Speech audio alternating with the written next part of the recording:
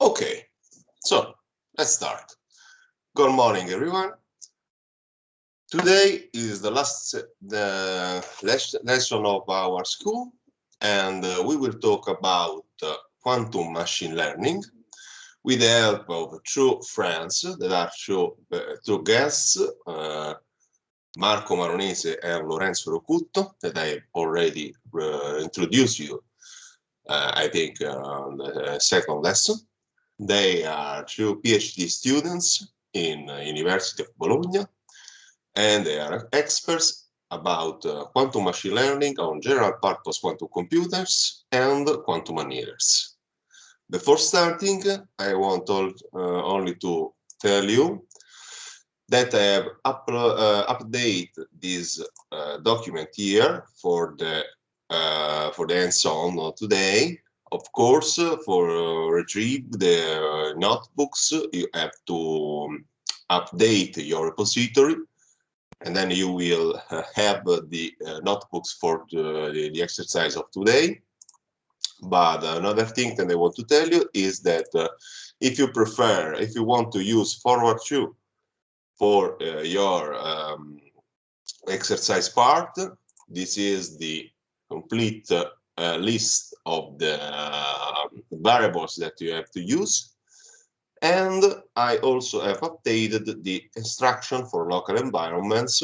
If you already create the local environment for the quantum machine learning lesson of today, you have to add this line here that wasn't here before. Okay, this is the only thing that I want to tell you. And now I can leave the floor to Marco Maronese. So, Marco, please show up. Thank you. Hi.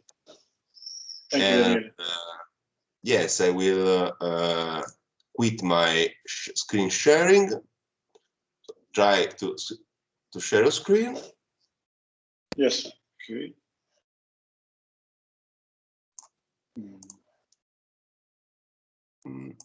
Lesson for today, slides for today are already online. So if you want to download it, it's Yes. QML general purpose QC slides.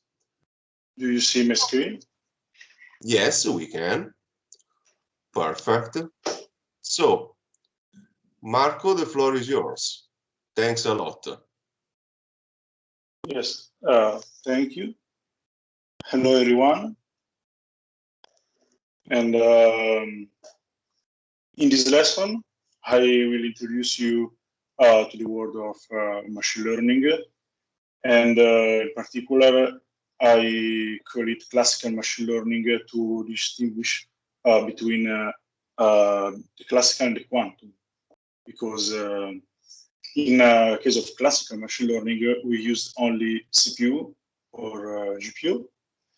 And with quantum computer, aka QPU, we must call it quantum or quantum classical machine learning.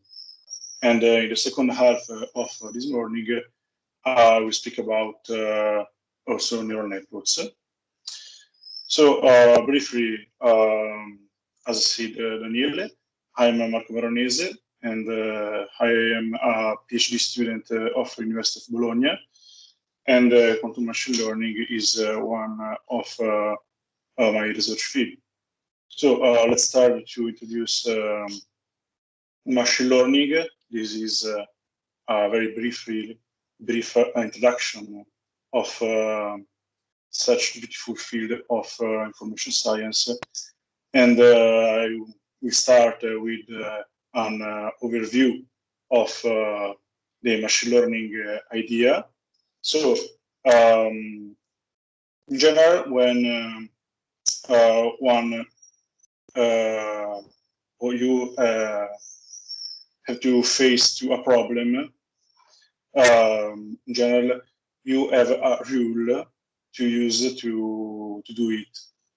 But if you're lucky, you have a rule. But in general, you don't have a rule or a set of rules to perform a kind of task. in general, if you have a rule, you can face the problem manually or using rule-based simulation. The simulation in computational science is a simulation where I have a rule or which is a series of equations, for example, and then I can perform a simulation, but it is rule-based. If we are unlucky, we don't have a kind of rule to perform a simulation, so I must use machine learning.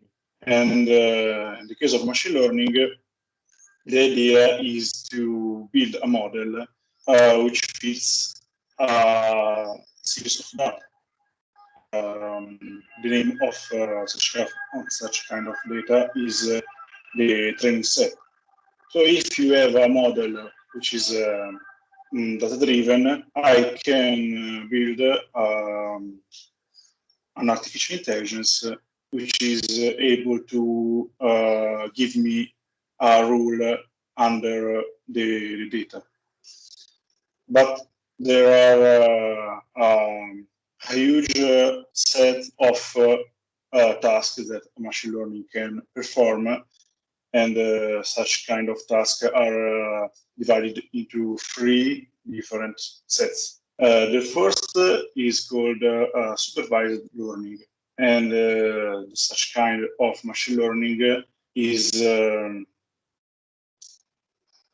idea of such kind of machine learning is to take the data and also the answer and use it to fit the data, and the model can elaborate a kind of rule in order to give me the answer for other data, which is called the test set.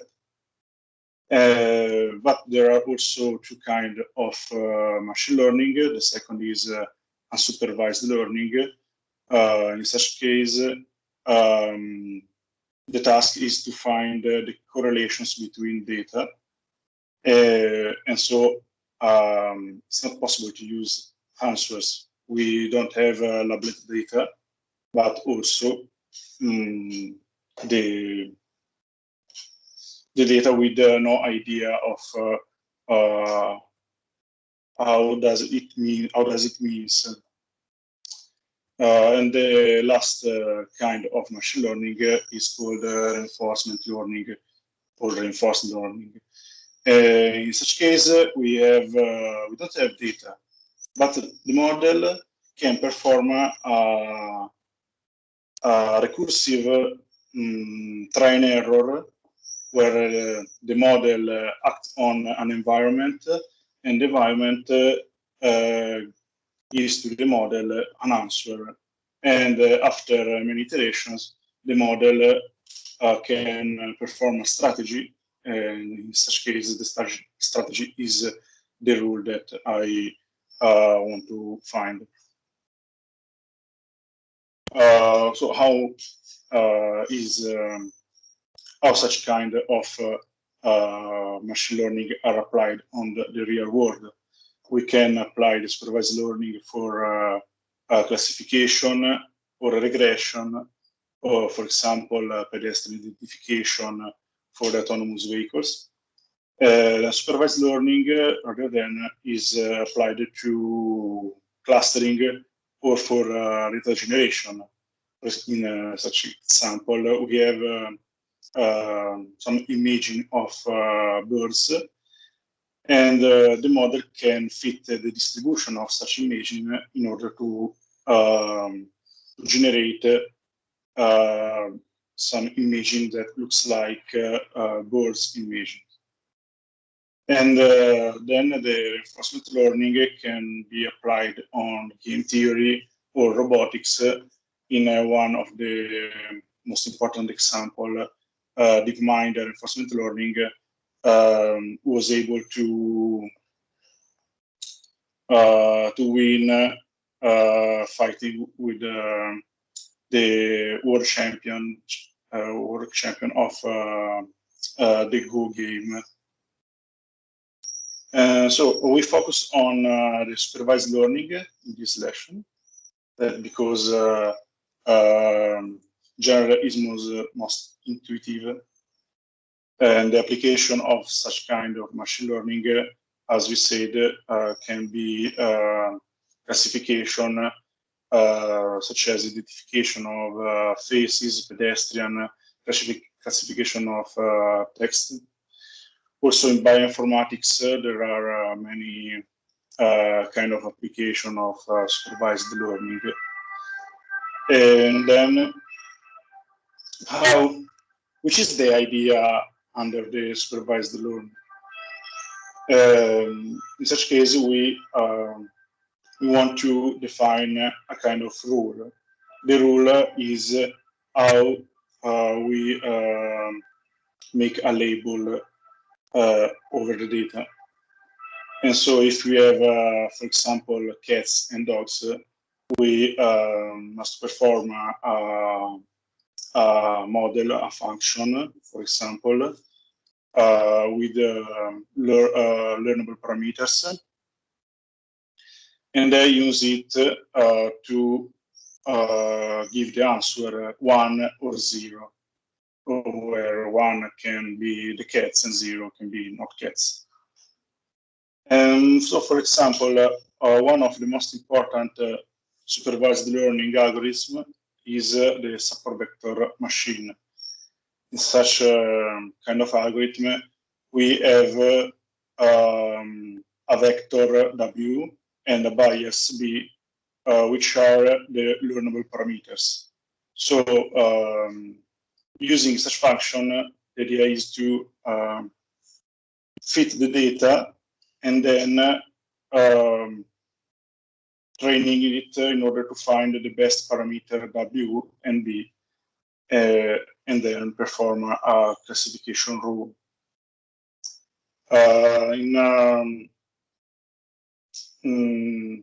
After after considerations over the idea of classification,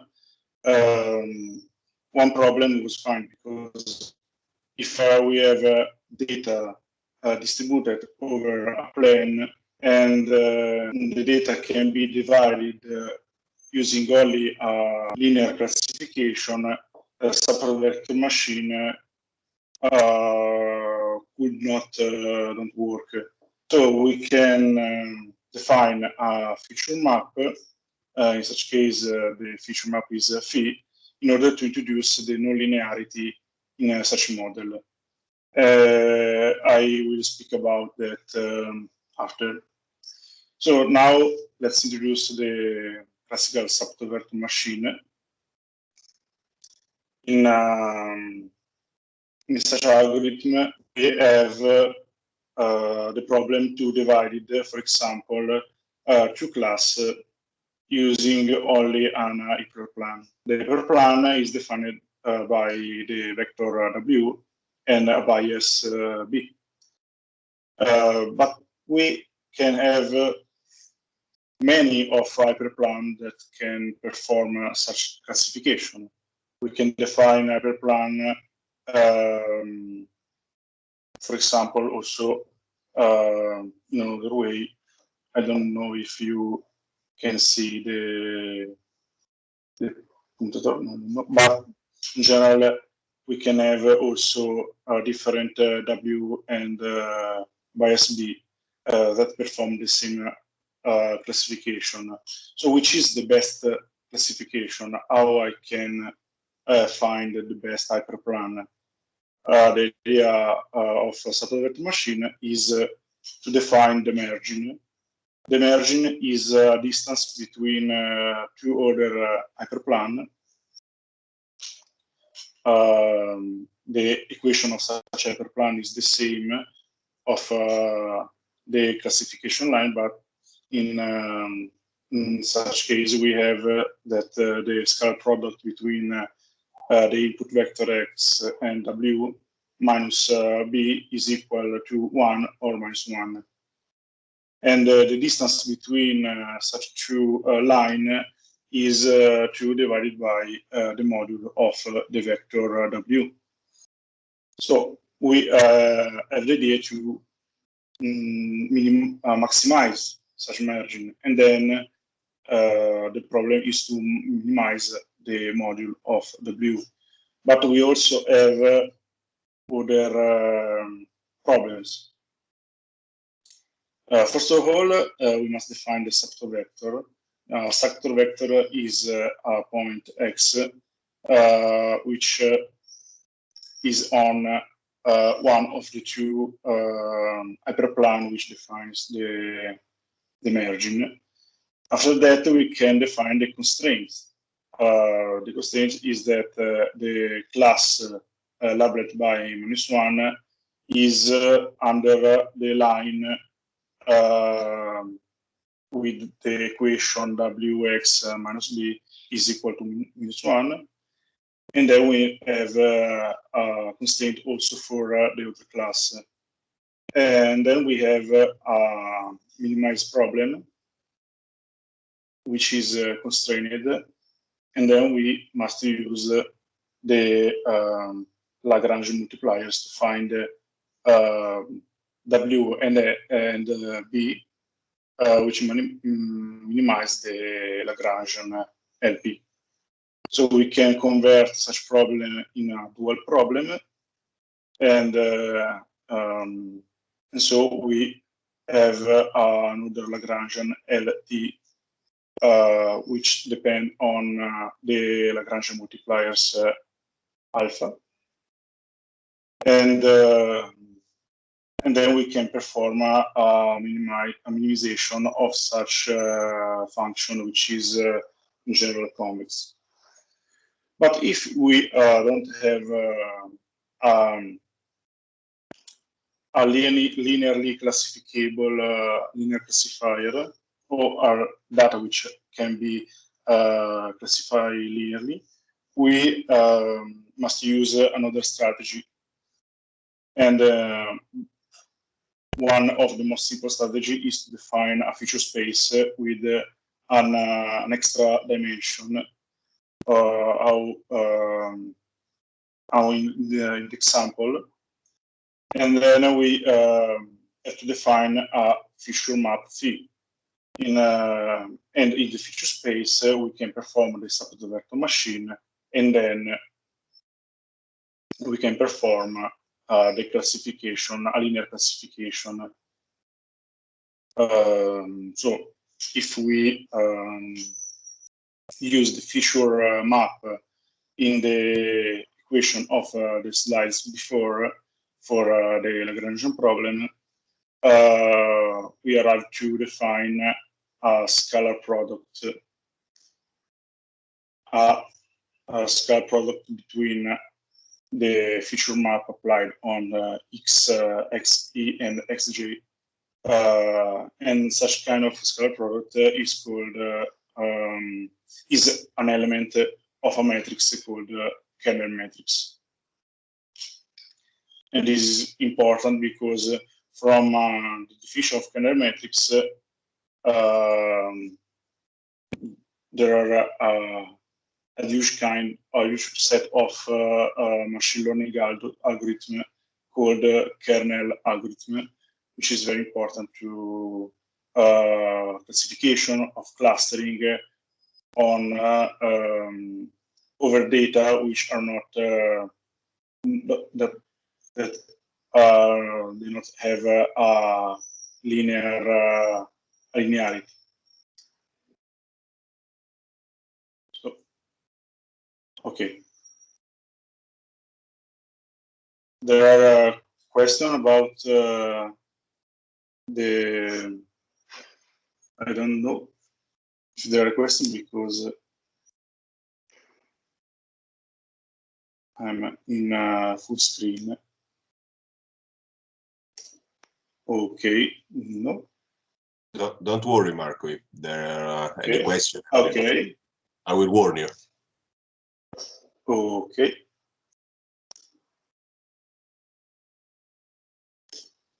Thank you, Daniele. So we arrived to speak about neural network. Neural network is an important kind of machine learning because in the last year it became the most important machine learning algorithm due to the power to face of problems with a huge set of data. And then the idea of neural networks start from the 50 years of the 20th century, from an idea of Rosenblatt, which called perceptron an algorithm with defined a vector of weights W and a bias B with an activation function. The activation function in such case is a head-side function. So if the scalar product between X and W plus B is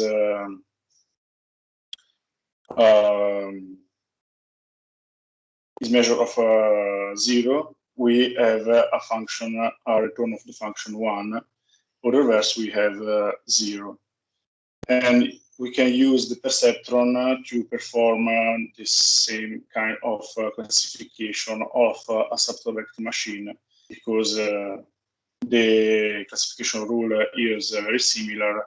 But in such case, we have a kind of feature map which introduces the nonlinearity, which is applied on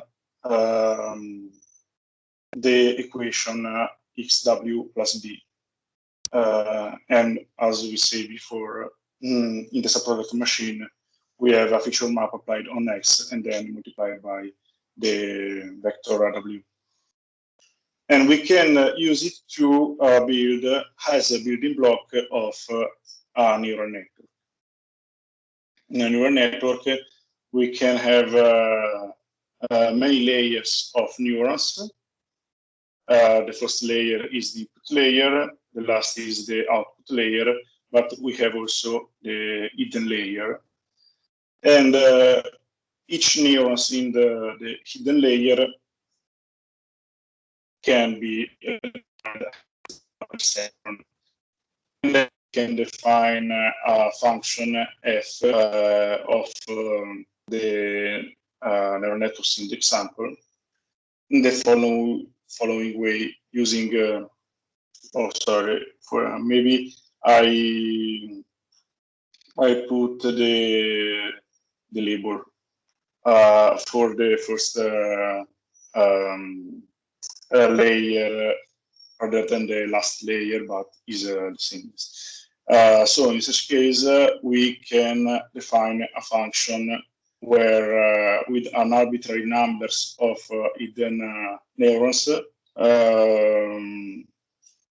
allow us to define a function which can approximate any kind of function in a compact set. This is called the Ornick theorem, and this is the mathematical framework of the neural network. So I have an object that can fit every kind of function, and then it can be used for supervised learning and also for other kind of machine learning application. In our example, I will show you an example of classification. In such case, the MNIST classification. MNIST is a famous data set with hands-on numbers provided. And then if we have such kind of data set, which is a data set where we have a number of pixels 28 per 28, and then we must to build a neural network with 28 for 28 input neurons And then also with only one hidden layer, we can classify the numbers written hand. So, to start the learning, we must define random parameters and parameters like weights and bias, which are the parameters of the neural networks. At the starting point, we have a random neural network, so we have random outputs, but we can perform a training in order to find the true label. So, which are the tools that we needed to perform a training of neural network? We must define a loss function. A loss function is a kind of distance between the prediction of the neural network and the labels of the training data. And in other words, the loss function give us an idea of how the neural network are learning. And so after the definition of loss function, we must to define an optimization strategy. The most famous idea is to use the gradient descent, where after the computation of the gradient of the loss function, which depend by the parameters theta, we can update the parameters using such rules. We must define also a learning rate, that because if we have with the gradient descent, we can update the parameters in order to find a local minimum. So we can move on over the function in order to find the nearest local minima. But if the learning rate is too high, we can jump over the local minima. And the problem is that with a high learning rate, we can lose the local minima. But also with a little learning rate, the problem is that in such case the learning task is very long. So a compromise must be found to perform a training of a neural network. So we can obtain after the training, we can obtain the right answer. And so if we have 10 different output from 0 to 9, after the training, the neural network gives us the answer 8 for the imaging in the example. So to understand how does it work, how does a neural network works, we can use a demo in web. If there are the possibility for you to see, maybe I can change the windows to share. Okay, so do you see my new screen? I think yes. Oh, well, using this demo, we can perform a general kind of training. For example, if we have a data set like that, we have the blue points in the center and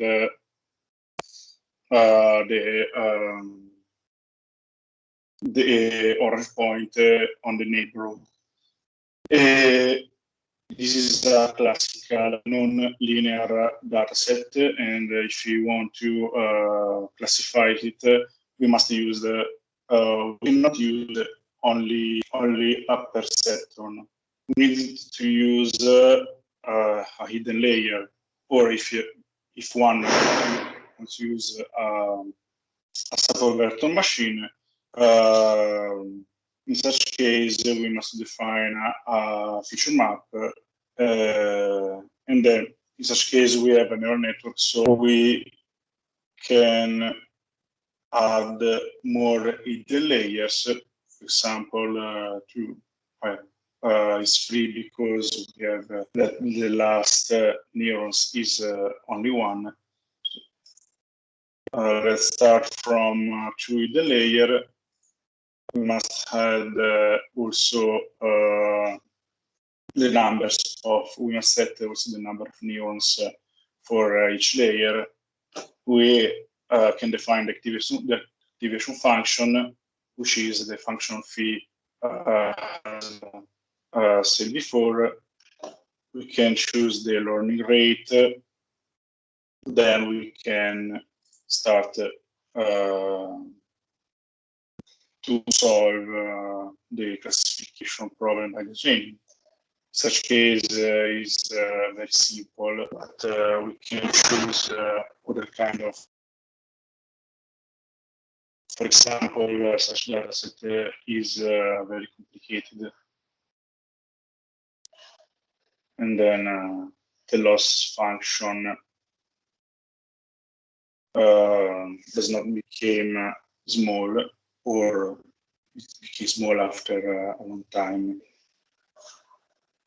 So if we want to try to play with it, is Optimus kind of it is a beautiful example for me, because you can see the updating of the weights and also the bias, which is such where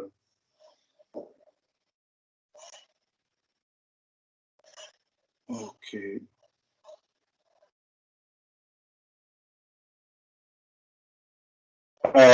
Then I finished the first part of the lesson. So since there are only the 9:43, I can start the second part.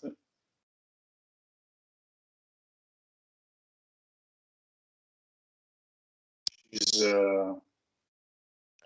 more big. So let's start to talk about quantum machine learning. And in such case, quantum machine learning is only on NISQ devices. NISQ is a word which means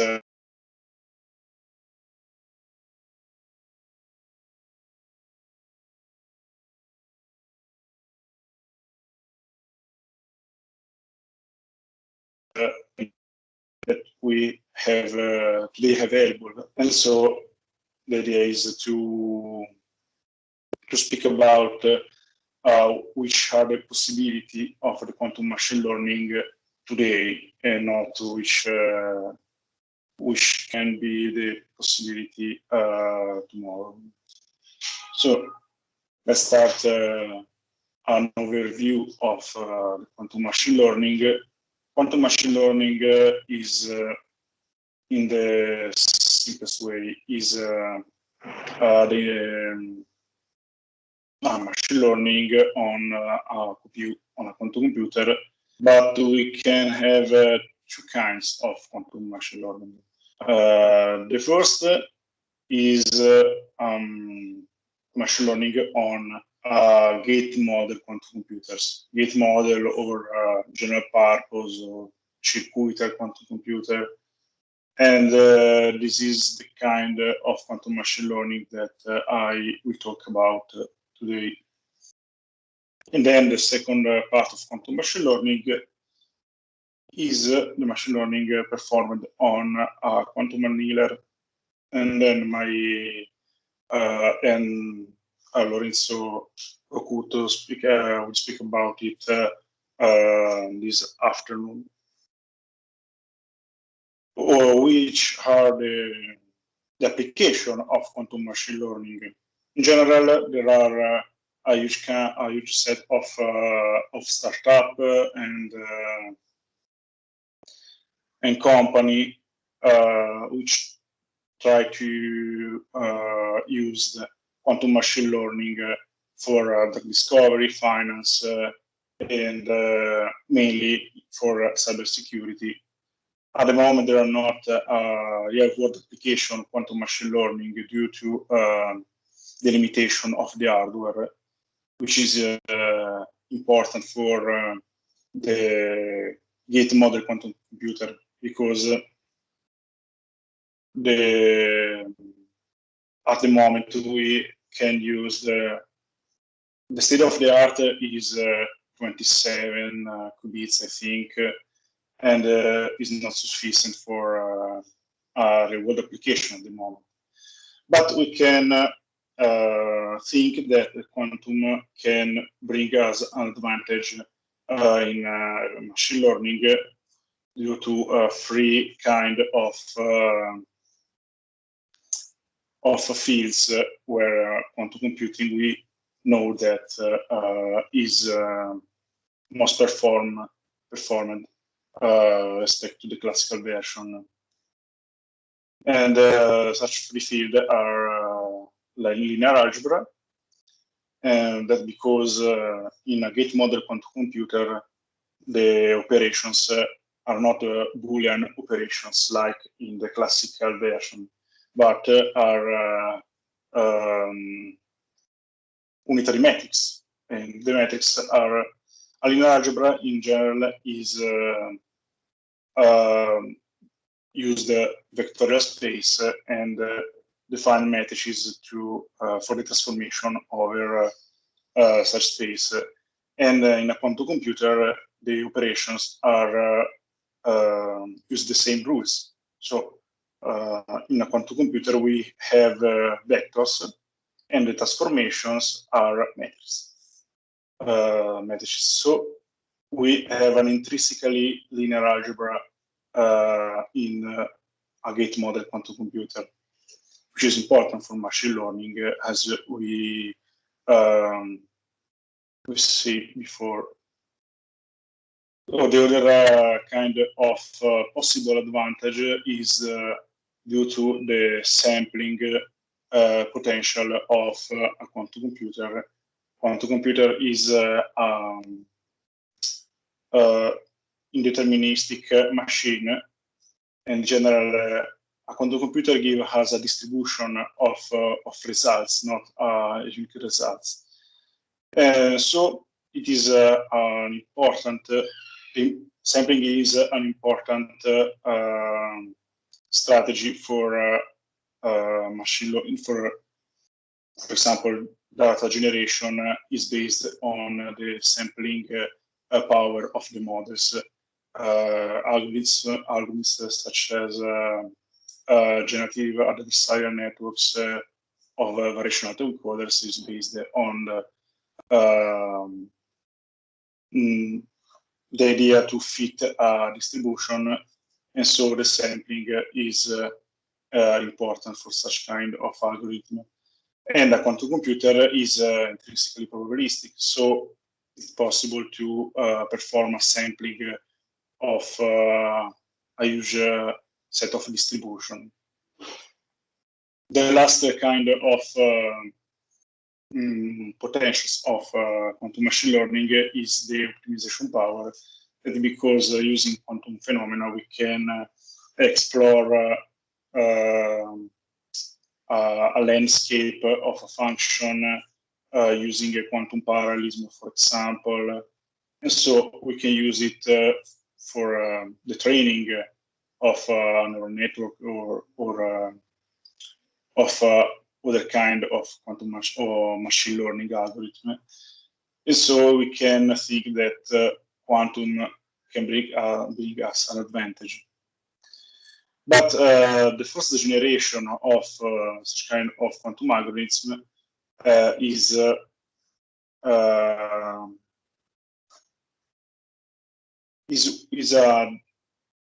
for not for today's quantum computers, but is for also theoretical algorithm, because to apply it, it's necessary to have a full tolerant quantum computer and such kind of algorithm, IHHL, to solve a linear equation. But now we have also a second set of quantum machine learning algorithms, which can be applied also today. That's because they use the circuit with low depth, which means that we have algorithm with low computational cost, or low quantum computational cost. So let's start we focused on such generation of machine learning algorithm. And then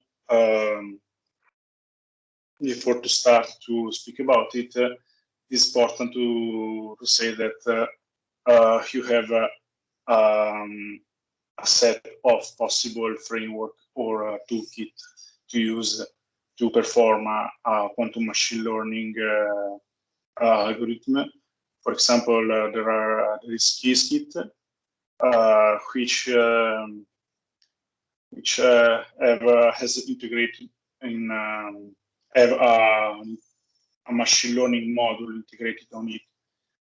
And then we have PennyLane, which is born for mainly for quantum machine learning, especially for quantum classical computation, which used both CPU, GPU, and QPU to perform an hybrid algorithm.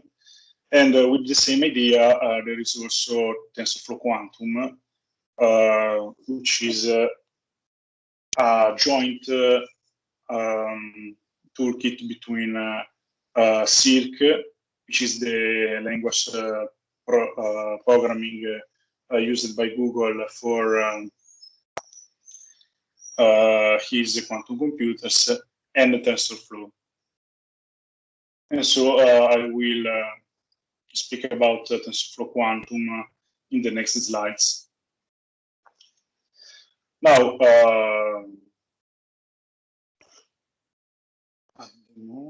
okay, sorry.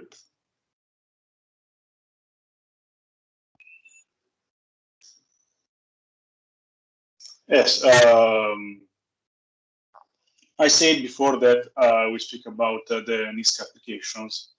That because the idea is to try to run some kind of algorithm today. So let's start from an overview of such kind of algorithm performed on a real quantum device. The first example is the quantum supervector machine,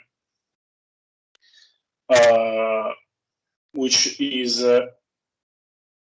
is not a total a fully quantum algorithm, because the idea of a quantum supervector machine is only the definition of a quantum feature map, which can show an advantage respect to the classical version. The second example is quantum generative adversarial network.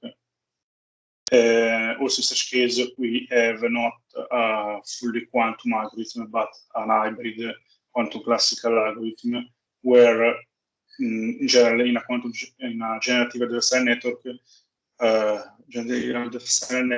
is a set of two neural networks. One neural network is for the generation of new data, and the second neural network is used to verify is the generated data fit the distribution of the data of our data or not. In the quantum case, the generator is quantum, and the discriminator, the second neural network, is totally classical neural network. The last example is an example in the reinforcement learning, and also in such case we have an hybrid version of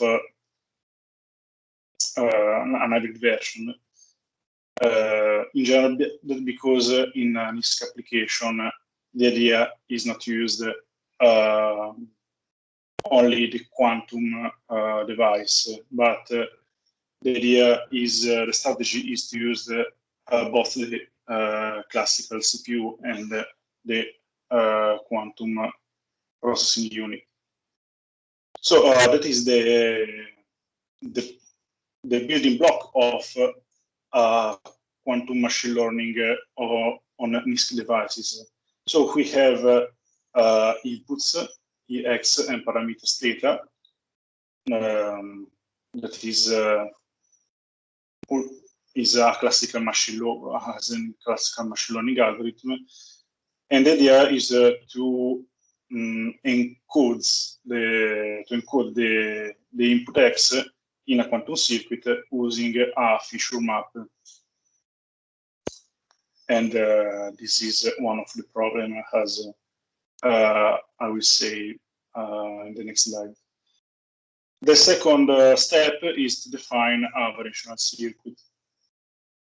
Such a circuit is a parameterized circuit. So such a series of gates, we have parameters that can be optimized to find the final model. And then we can use an expectation value, which can be computed by measurement operations.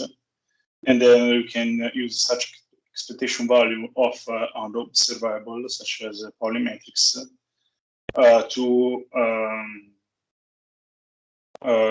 compute a prediction Y. So as said before, the feature maps is one of the problem quantum machine learning on a gate model device. That's because in general we don't have a quantum version of the RAM. So we must to encode the data each time we want to perform a circuit on a quantum computer, and this is a problem because to encode the data on the fly is produce a high computational cost. For this reason, now we don't have an evidence of an advantage because we don't have a kind of data which can be encoded in a quantum computer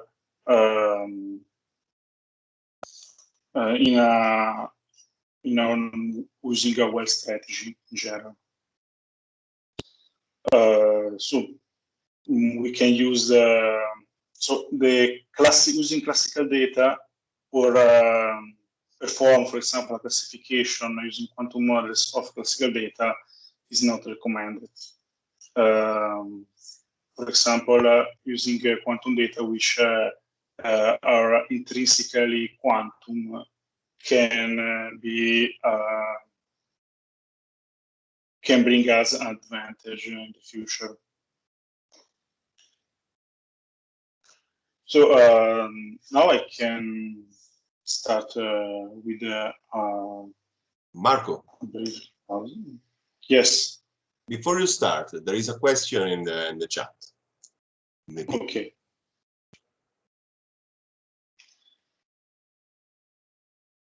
Okay. Okay. In such case, let me. Okay.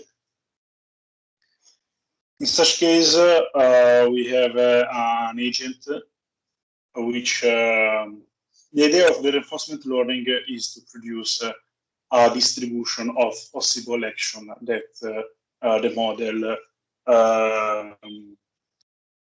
can perform on the environment.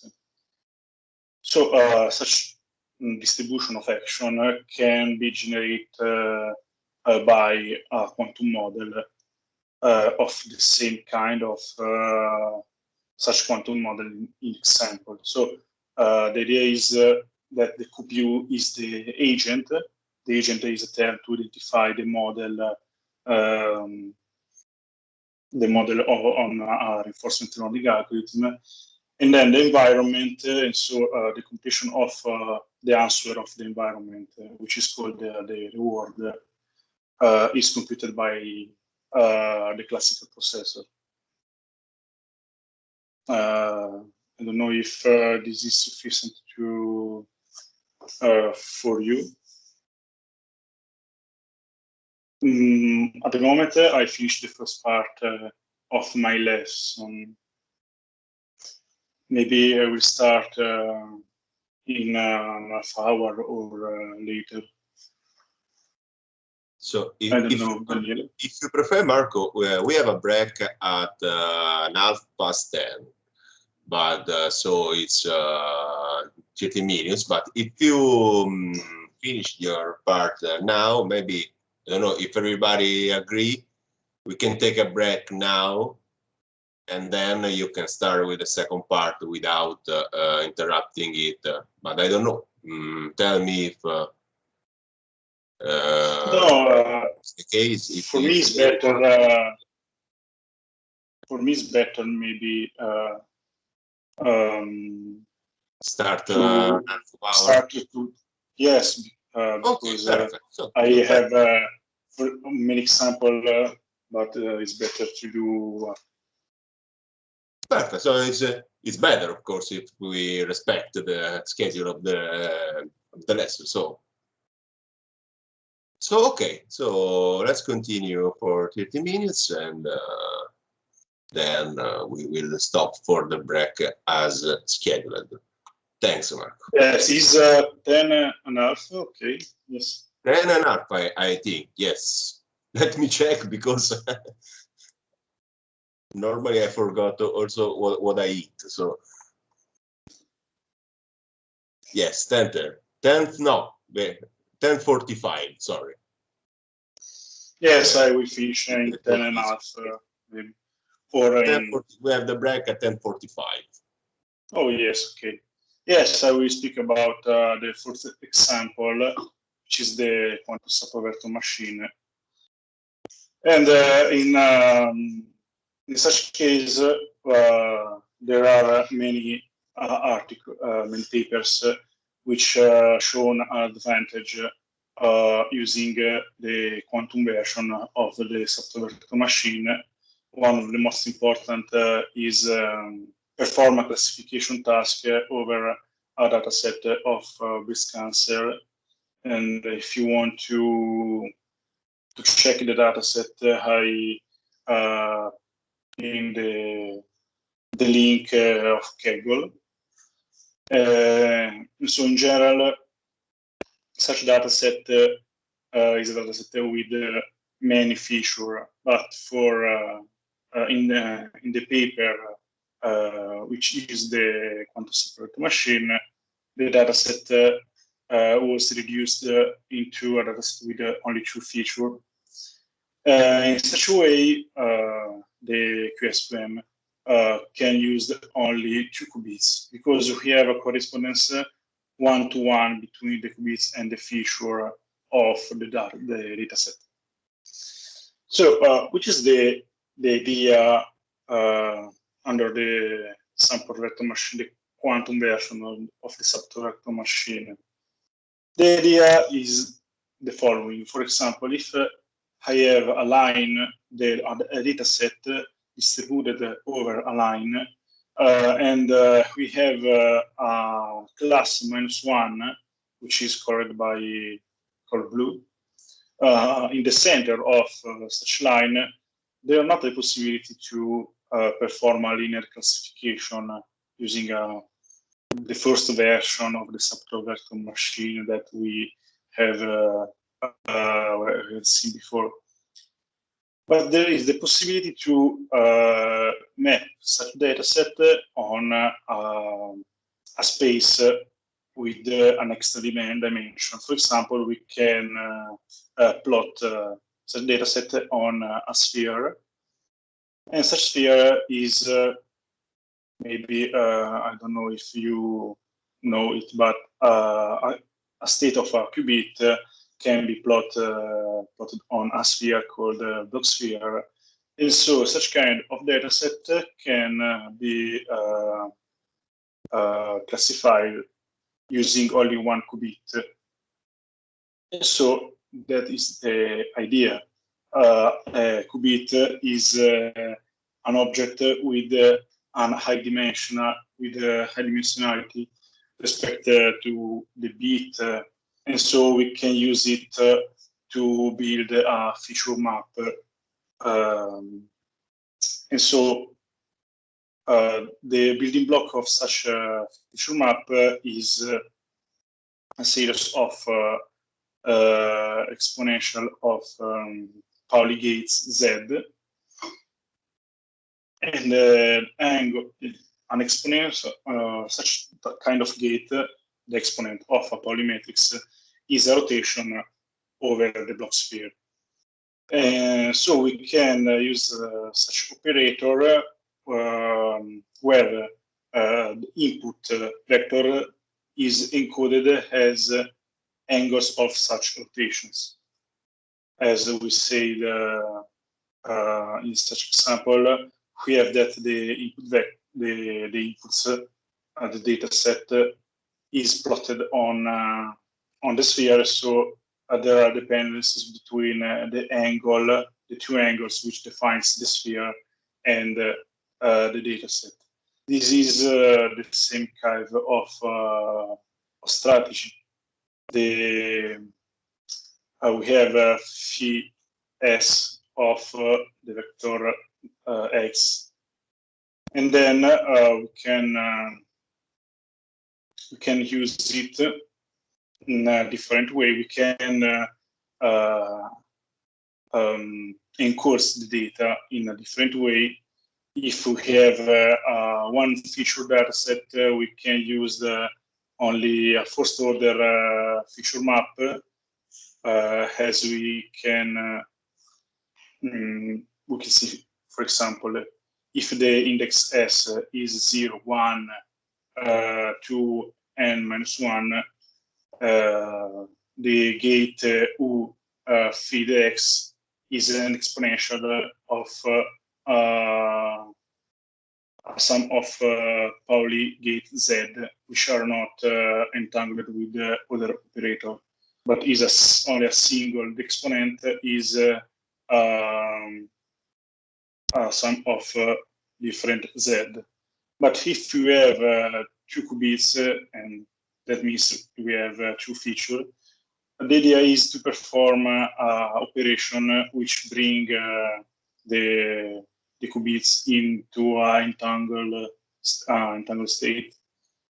So the idea is to perform a transformation which is an exponential of ZZ. So the exponent is a couple of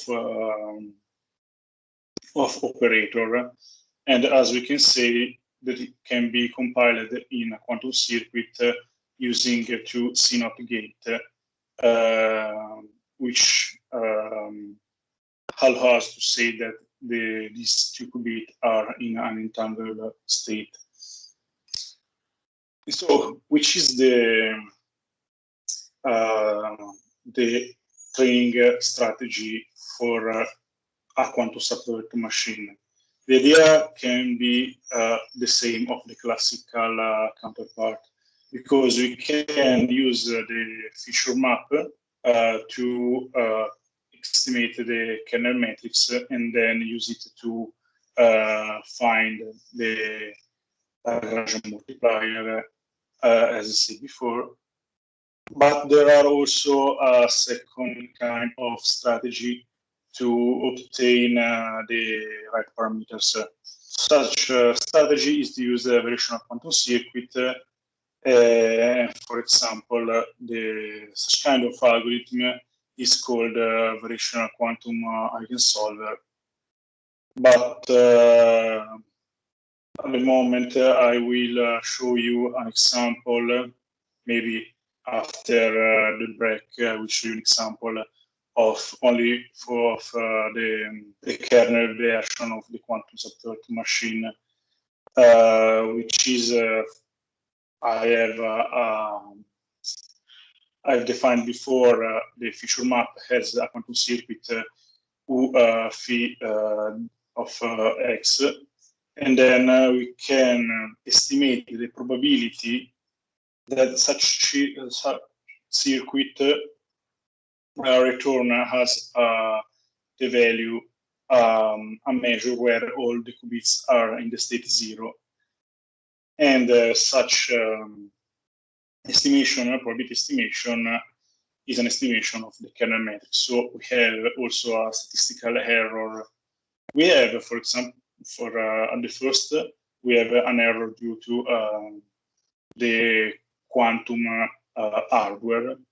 But in such case, we have also an error due to the statistical estimation of the kernel.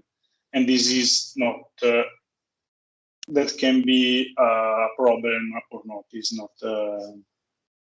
in general, is not considered a problem. But we can also use the quantum variational quantum eigensolver, and in such algorithm, we must perform, we must compute using the QPU cost function, and we can optimize it using a classical hardware, such as CPU. So the idea is to compute an expectation value of phi dx with of an operator W depending by the learnable parameters theta and an operator M. And such expectation value is the probability that a data X is labeled by the label Y. So we can use, I use the notation head to define when a probability is the intrinsical probability or the estimation probability in the case of the hat over the letter P. This is estimated probability. So if the probability estimated of that X is labeled of Y is measured the probability that X is in the class minus Y and the bias B, which is a learnable parameters. We can say that the answer of the model is that X is in the class Y. And so the answer of the model is M of the X is Y. So the cost function is the probability, is a relative probability that such prediction is not right.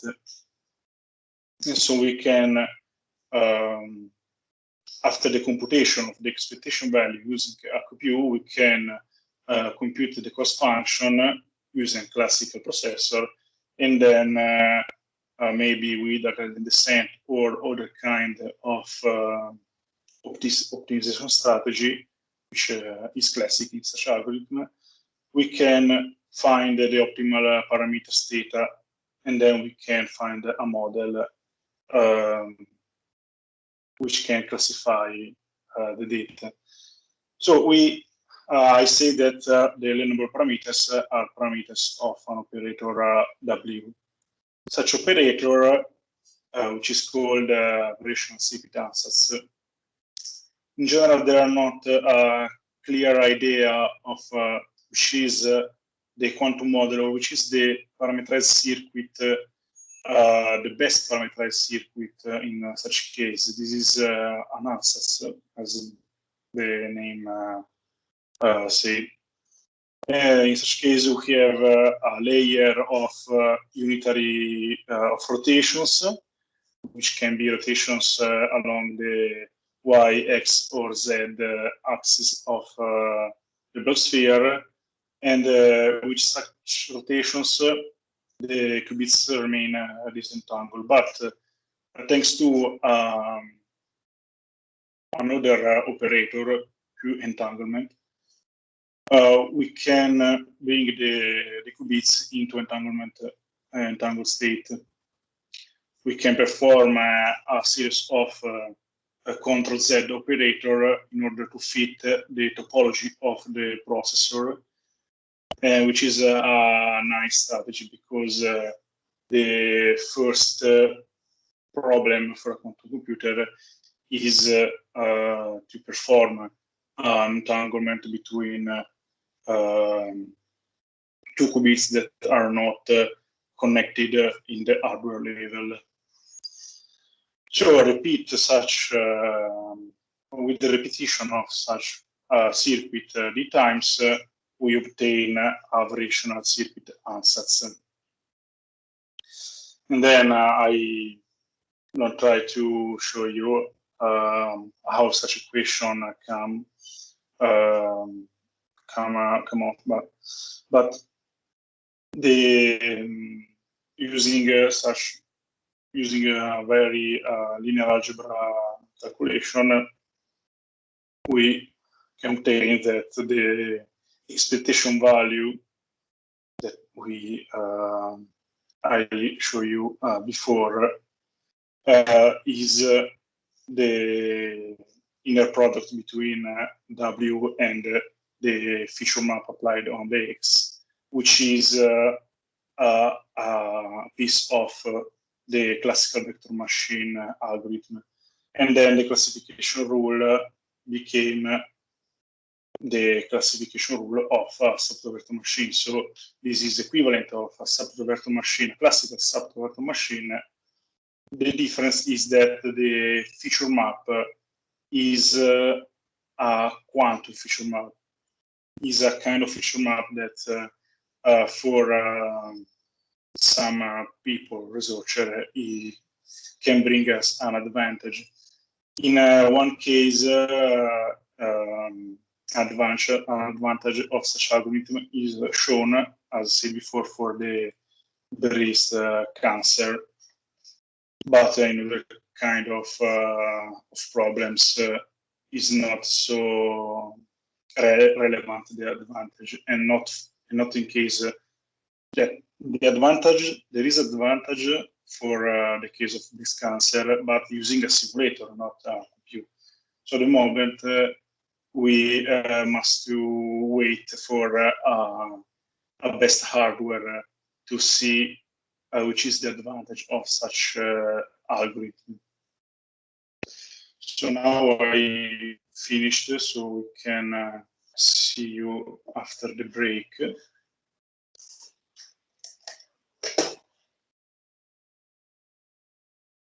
If for Daniele it's okay. Yes, yes, of course.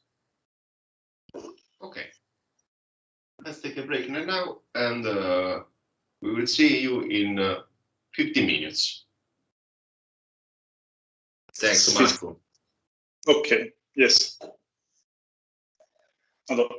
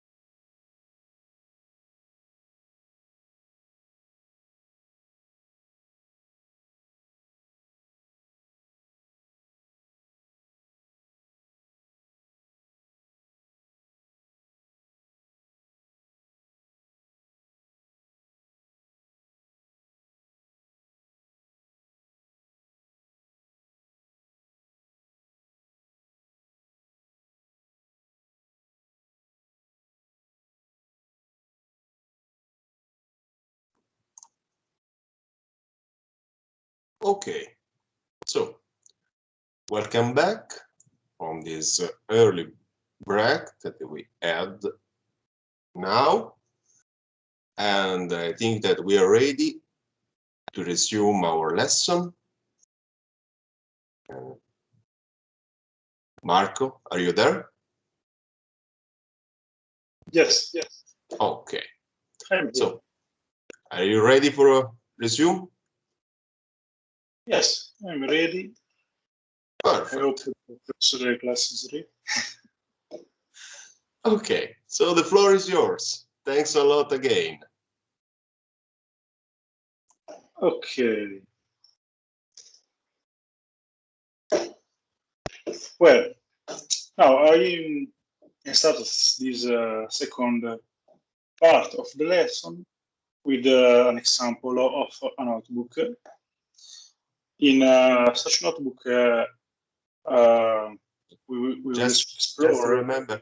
Sorry, Marco. Sorry. Well, just a moment. Just to remember the fact that the notebook is available on your repository. So if you update your repository, you will find a new directory that is called, let me see one moment, that is called GPQML notebooks. Okay, so GPQML notebooks, and this is the notebook QSVM underscore keyskit. Okay, so you can use your local environment to run it, or use forward2 to run it following the instruction that I uploaded on the website of the school. Okay, in the day one, we have how to use forward2 / local installation with instructions to configure both forward2 environment and your local environment. Okay. So sorry for the interruption. I'll just remember. Okay. Thanks. Yes. This notebook is written in keyskit, so yes, remember to use the environment of you install keyskit, and then in general, keyskit have an implementation of doubles or maximum or three different kind of quantum machine learning algorithm. One of them is quantum supervector machine, and the reference of for such algorithm is the article written by J. Gambett et al. Of supervised learning with quantum enhanced feature space. So, as I said in the slides, I say that the feature map is the key concept of the quantum version of a subtractor machine. And in this example, we will try to compute the kernel matrix for the classification of a dataset, which is called ad hoc dataset. Is not a dataset. There is not a correspondence between such dataset and real-world application. Is a set of points in two-dimensional space. So let's start to import the library. And in such case, we must define, first of all, which kind of backend and what does it mean backend? Is the QPU or the simulator is the object on which we perform the quantum computation, and we import the CARE, which is a module which contains the local simulator of Qiskit. We must import the feature map. ZZ feature map is the feature map that we have spoken about before. Is such kind of feature map. ZZ because in the case of 2 or plus qubit, we have an entanglement of 2 Pauli Z operators. And then we must import the object quantum instance, which creates the run object which must be performed on the backend. And then, first of all, we have to import the dataset, obviously. The dataset is built on the Qiskit module. The Qiskit, such module is Qiskit machine learning, which is not is a different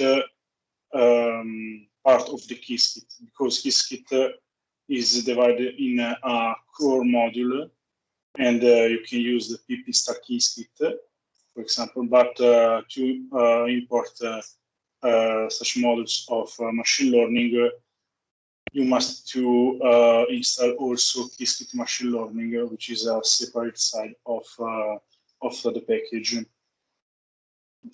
And recently, Qiskit, IBM for Qiskit, decided to update the toolkit in order to divide such packages into machine learning, chemistry, finance, and then only Qiskit is separated by the application part, and you must to install the modules separately.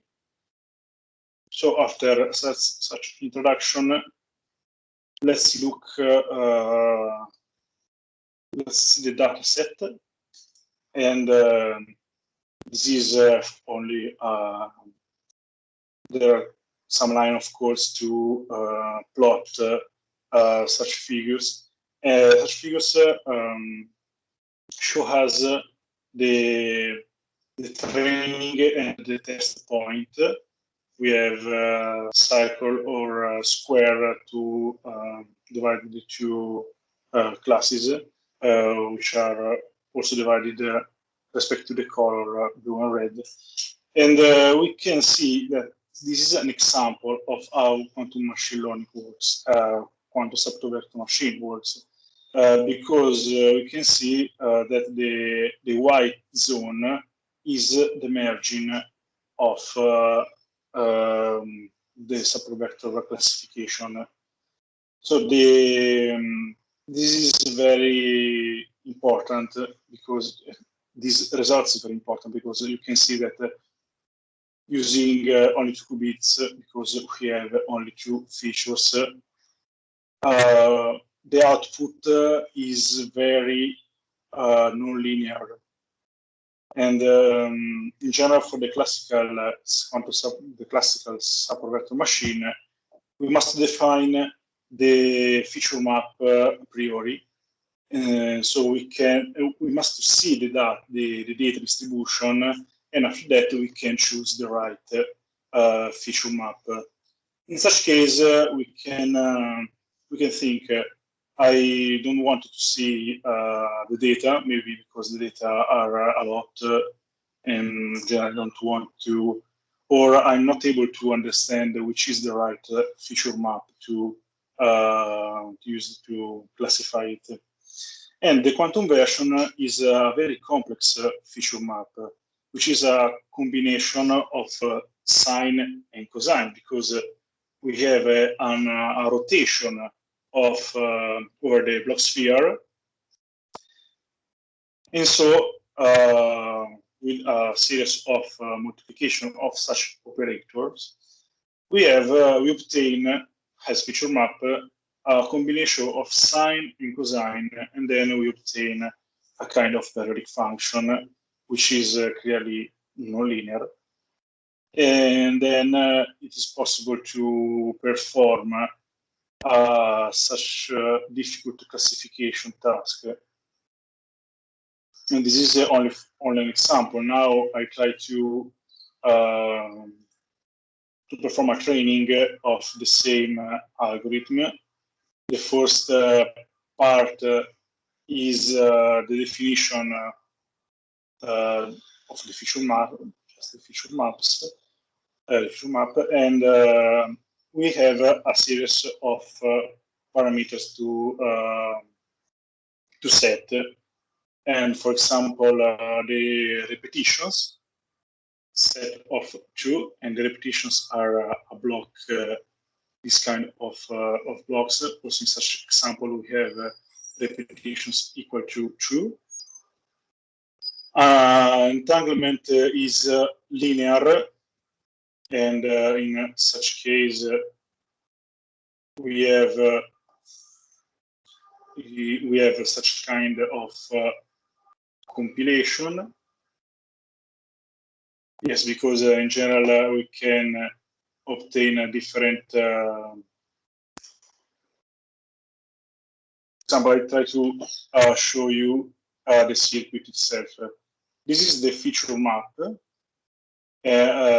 We can see how the data inputs are encoded as rotation angles, and we can use for 2 qubits only the linear entanglement or a circular entanglement, which means that we can perform the same controlled operations, also inverted the target and the controlled qubit. And then we can, first of all, we must set the dimension and so the number of qubits of such circuits. And this is like that, as you can see. And the second line of such code is to define the backend, to define which kind of simulator of or quantum computers we want to use to perform the calculation. In such case, we use a local simulator, which is called a QASM simulator, and we must set also the number of shots, which means that we must the code perform the circuit many times in order to estimate the output. And indeed, we have such kind of quantum circuit, and we can see that the probability to obtain the string where all the qubits in the register are 0, such probability is an estimation of the kernel matrix. But to estimate such probability, which is a statistical estimation, we have to perform such circuit many times. And this is the default choice, but we can also use 2 to 13 or more. That because if we want to be more, if we want to have more accuracy to the computation of the kernel, we have to increase the number of shots in order to reduce the statistical error of the estimation. And then we can set also a seed of the simulator. You say that you know that a quantum computer is a probabilistic machine. So a simulator is a random generator or a random generator depending by a series of linear algebra operations. And so we must do, we can set the seed of simulator is if one want to obtain the same results of a run. And then we must seed also the transpiler, because transpiler is the method for the compilation. Compilation in Qiskit can be heuristic, and so is necessary if you want to obtain the same kind of compilation to define a seed also for the transpiler. And the compilation is the procedure to map the quantum gates defined for the algorithm into the topology of the quantum computer that you set before. And so we use such variables, which is the feature map and the quantum instance, to obtain a new kind of object, which is the quantum kernel. And then we can use the quantum kernel into a classical method of a subtle vector classifier, which is a method of scikit-learn. And then we can run these lines of codes, which computes use the kernel evaluated. This is a method evaluated, is a method to run such a quantum kernel, which is associated with a quantum instance. After that, after the training, which is the method fit, we obtain a classification test score. So we have the test dataset. So we obtain, in such case, a classification score 1. 1 means that all the points are classified correctly. But we can also see the kernel matrix using such code. And it needs a lot of time to perform because under such code there are the simulation. There is the simulation of the circuit. So I obtain the kernel matrix. The dimension of the kernel matrix is the number of points of the data set. This is the training set. And as we can see that in general, a kernel method is a method to see how the data are distributed on the space. And if we have a kernel matrix where submatrix is have elements with height value on the diagonal, this means that there is an intrinsic division into two classes of the dataset. If the dataset is sparse, it's difficult for a kernel to find. It's difficult to find the right feature map to obtain a kernel of such kind of kernel. So this imagine bring us to think that such kernel is a good kernel for the dataset.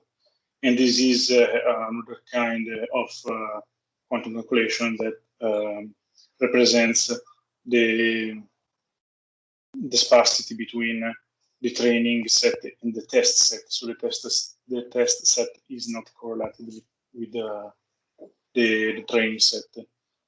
But the score classification is 1, so the algorithm is a very well algorithm to solve this classification task. So now we can return to the slides, and we can start to speak about quantum neural networks. Quantum neural networks have a similar idea of quantum separated machine and other kind of quantum machine learning algorithms on NISQ devices. The idea is the same, in a nutshell, is the same. We have the data X, which can be classical or natively quantum, but in general we have a general kind of data X, and then we must perform a vector, feature map SX in order to encode the input X into an Hilbert space, which is the space of all the possible states of a qubit register. And as I said before, this is a problem to find. The problem is to find the right feature map, which is, as I said before, the quantum separated machine. The feature map in that case is can bring an advantage in a little set of cases at the moment. So in general, there are a lot of possible kind of encoding strategy.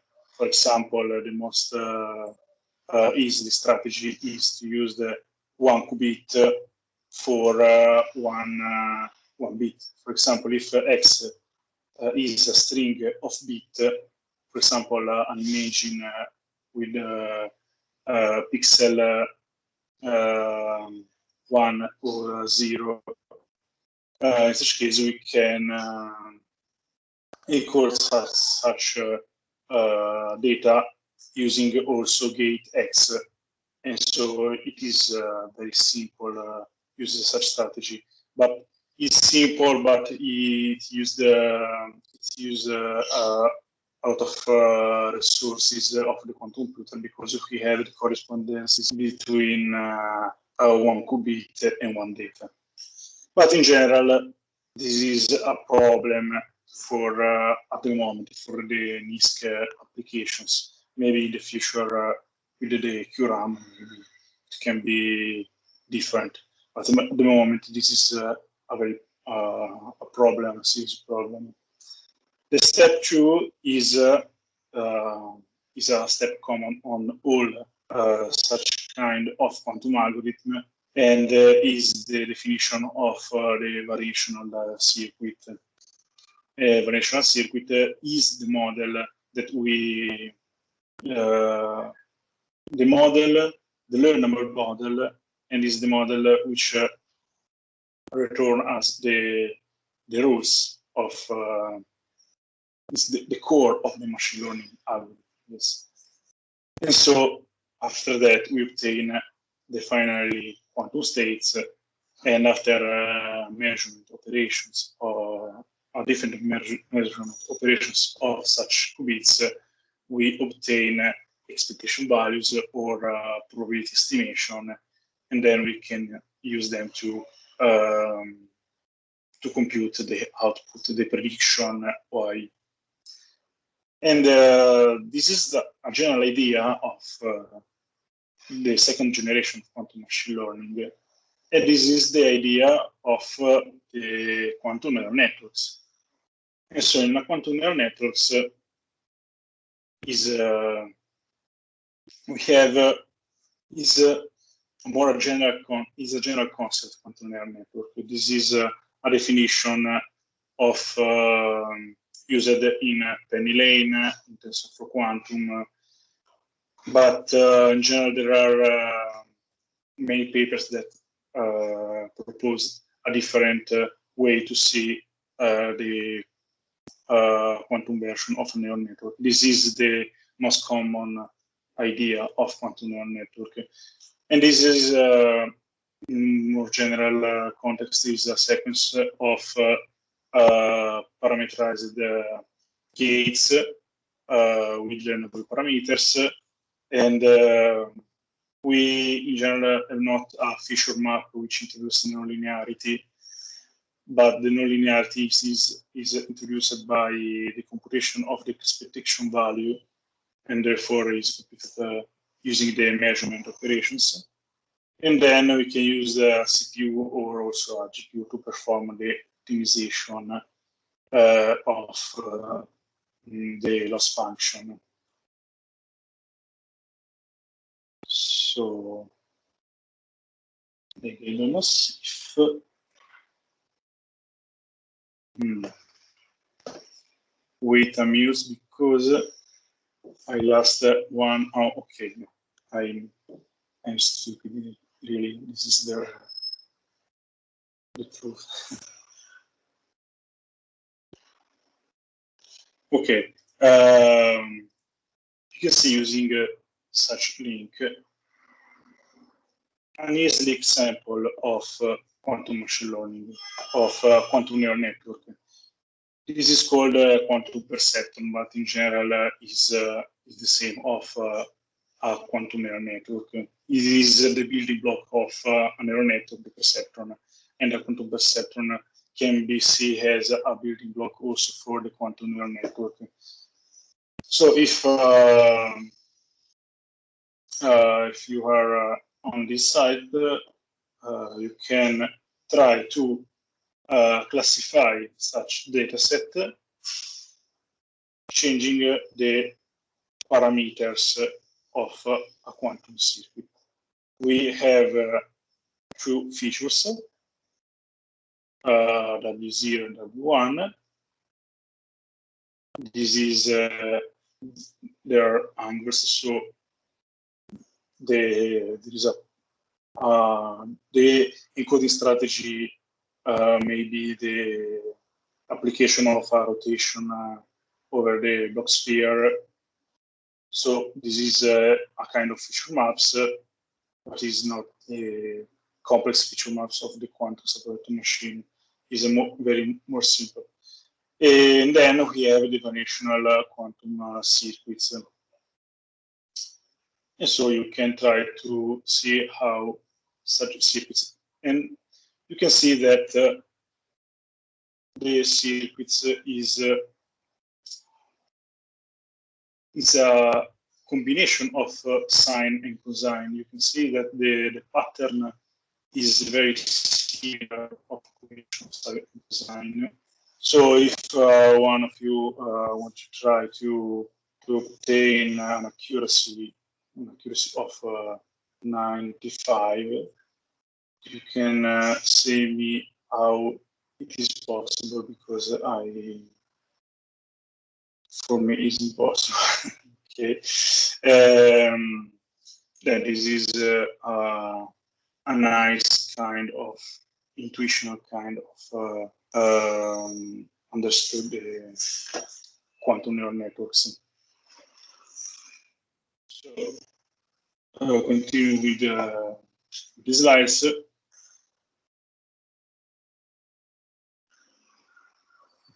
Marco, just a moment. There is Yes. a question. Can you answer it? Okay. Yeah. Maybe also translating it because it's in Italian. Okay. Books of quantum neural networks. Quantum neural networks, as said, is a concept badly defined, because there are different line of research where quantum neural networks means different kind of algorithms.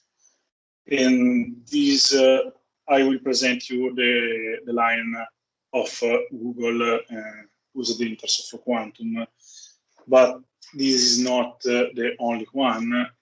And then it's difficult this stage to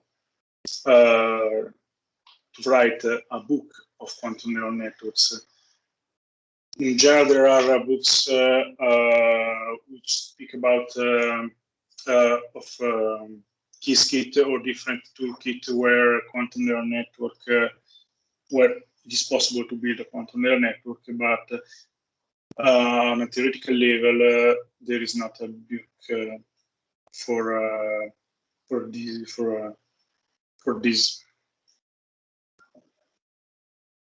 Yes, there are much papers, reviews, but a book, I don't know.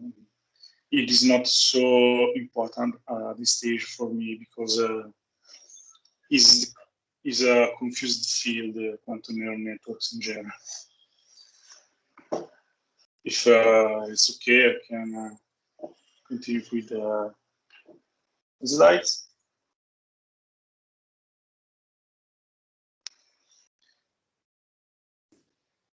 So, which is the problem of quantum neural network defined in such way? The first problem is that the data must be encoded on a quantum circuit on the fly. So each on each updating of the parameters, which can be called as an epoch of the trading, we must to implement.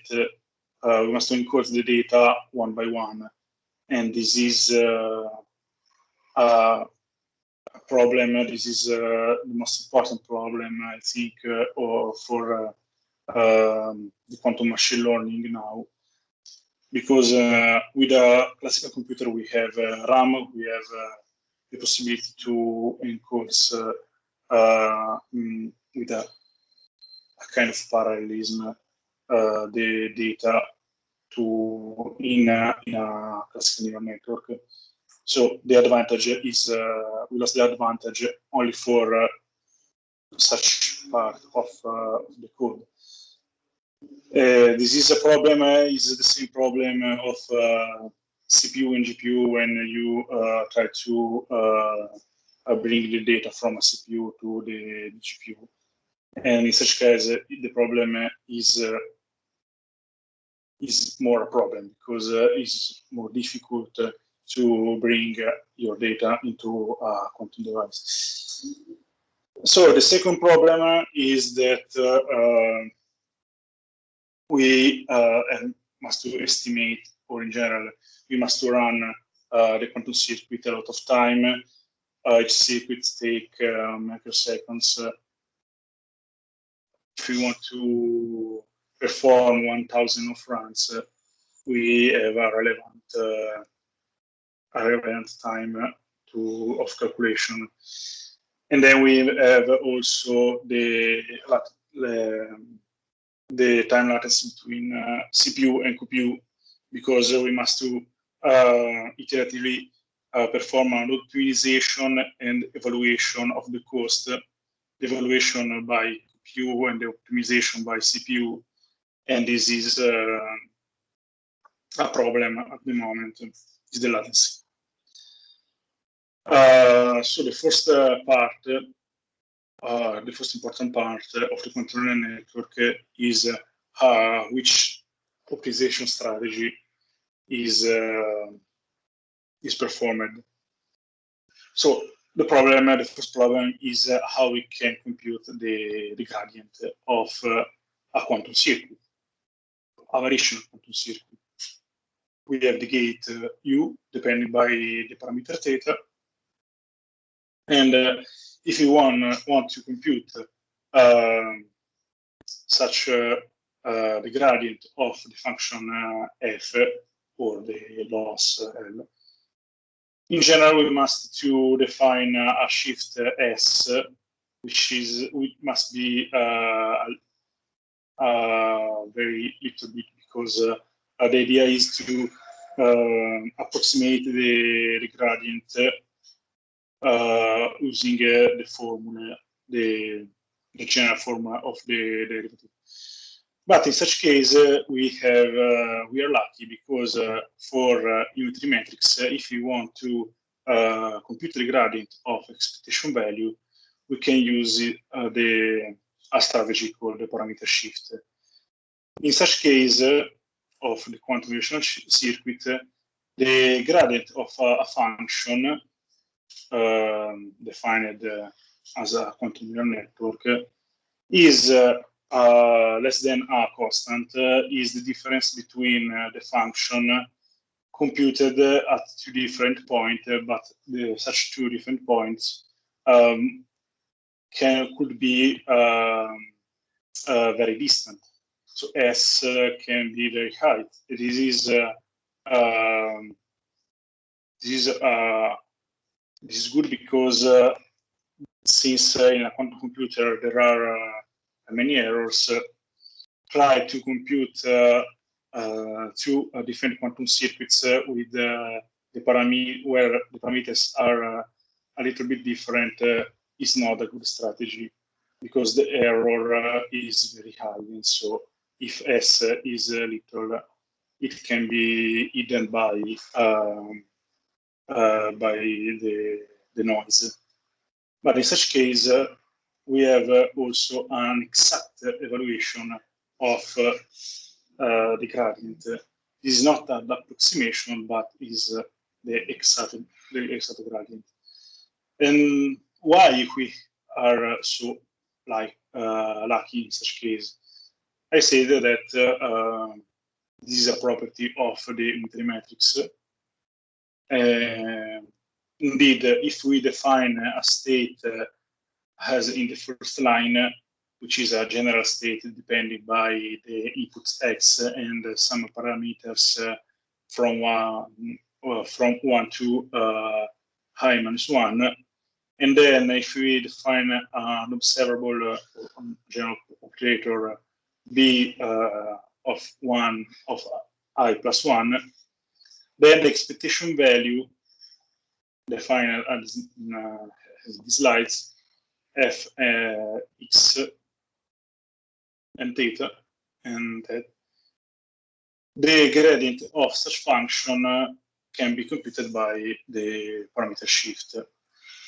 If we take, for example, parallel rotations, and I take such examples for one simple reason. All kind of quantum circuits can be compiled in a series of parallel rotations and C0 operators. C0 is an operator which not depend by a parameter. Therefore, the only gates in a general variational quantum circuit, the parameters appear as angles of Pauli rotations, can appear only as Pauli angles of Pauli rotations. So let's see such example. If we try to compute the gradient, we obtain that the gradient is the expectation value of commutator between the Pauli matrix E and the observable B E plus I plus 1.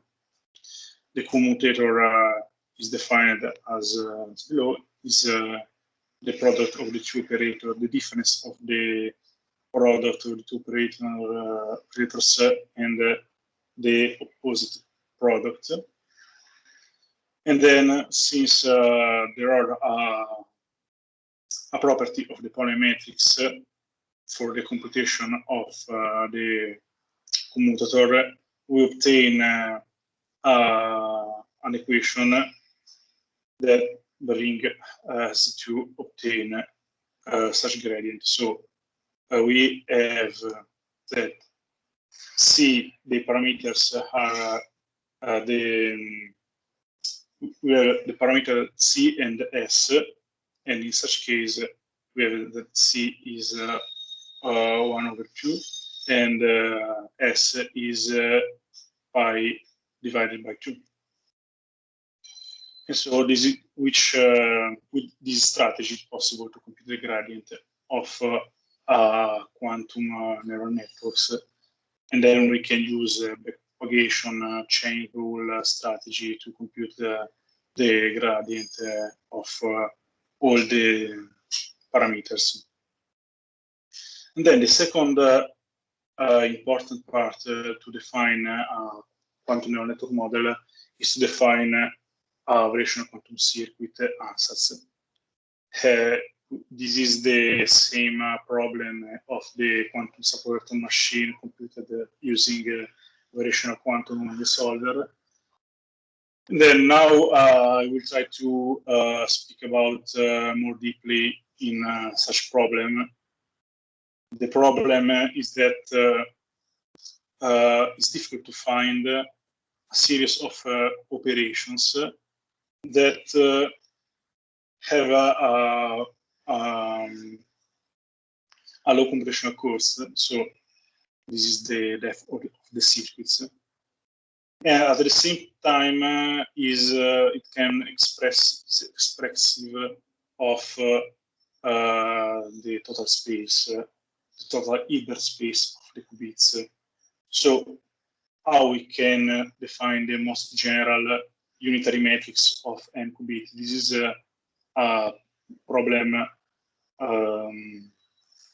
This is a very problem because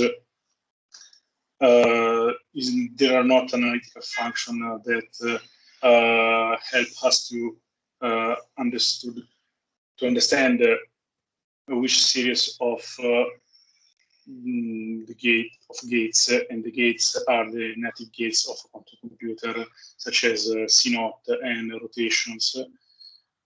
Using only two kinds of gates is difficult to obtain the most general unitary matrix, which are expressiveness, very high expressiveness. And so the target is to obtain a unitary matrix which can bring all point in another one point in an Hilbert space of n qubits. We have a huge zoo of possible variational quantum ansatz. We have used an hybrid between circuit 9 and circuit 10 for the quantum subquantum machine in the example of quantum subquantum machine.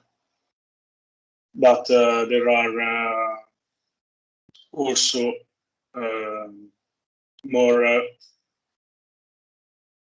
there are also variational quantum circuit that can show an advantage, but in general are the same, because if one kind of circuit is have an expressiveness very high, in general it's difficult to implement on a real device. So in general, 9 is a good choice. This is because with a lot of repetitions of circuit 9, we can obtain good results. We can obtain good results in general, as we can say, with 5 layers, the circuit 9 have a good expressiveness. So we can summarize the idea of quantum neural network. This idea, as said before, is the idea implemented on the toolkit Penny Lane and TensorFlow Quantum. And it's possible to build a hybrid model using such toolkit. Yes, toolkits both Penny Lane and TensorFlow Quantum. And we can define quantum nodes, which are the neural networks in general. So we have the step of the data encoding, the step of variational circuits, the step of evaluation by measurements and expectation value computation. And then we also have, sorry, I don't know if the person was Okay. Sorry for the interruption.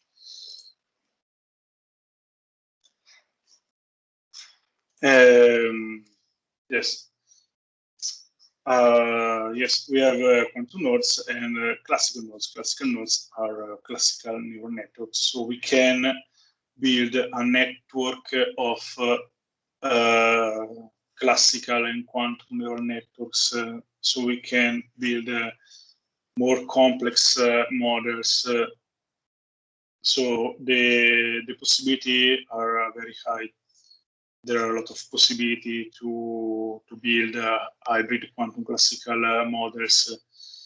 In general, at the moment, only classical moment outperform on both quantum, full quantum, and hybrid quantum classical models. So let's speak about TensorFlow Quantum. And TensorFlow Quantum has a clear idea. If we have a programming language such as Circ, the idea is to integrate TensorFlow, which is a famous library of machine learning and mainly deep learning. We can share, we can join Circ and TensorFlow with the idea to convert the circuits built by Circ into Tensor in order to perform the same kind of neural networks of the classical TensorFlow. Because tensor are objects that can be useful for machine learning, used for optimization, the evaluation of the loss, and so on, and also for backpropagation in general. So the idea is to build, to convert the quantum models, the quantum circuit, into a tensor, and we can we know that a quantum circuit is a series of operators that are matrices, and so a quantum circuit in general is a tensor. If one want to think about it, so the stack of the toolkit is, as said before, we have the hardware layer of simulators, quantum hardware. We have the quantum language processing Circ, and then we can put on it TensorFlow Quantum and other kind of application models. In TensorFlow Quantum, we can define classical layers of neural networks, layers of quantum neural networks. We can define the operators to use it to compute the expectation value, which is the output of a quantum node, and so on. So I will start to show the first example.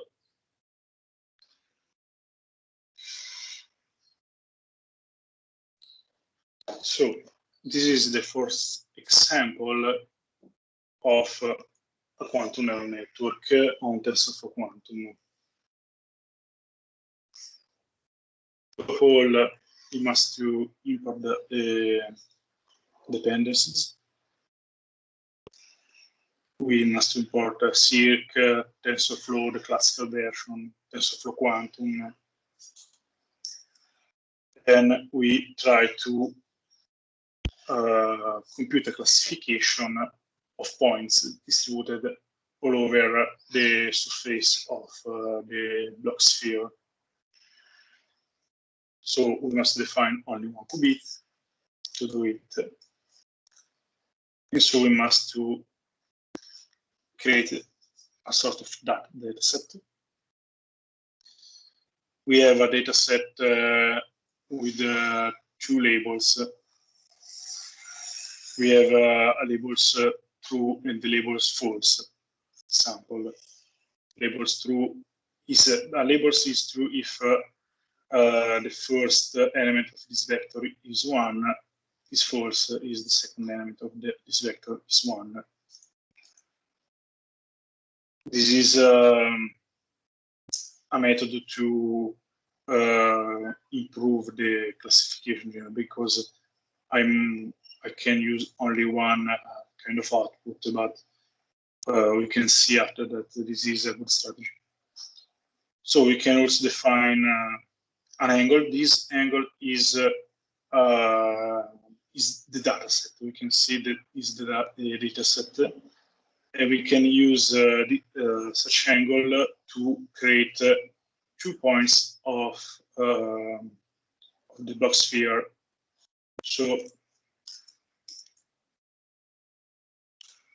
we must create two circuits. The first is a circuit with a rotation over the y-axis with the angle as angle. And on the qubits defined before, the first point of the data set is the same but rotated with pi over 2 plus in straightforward. So these are 2 points on the block sphere.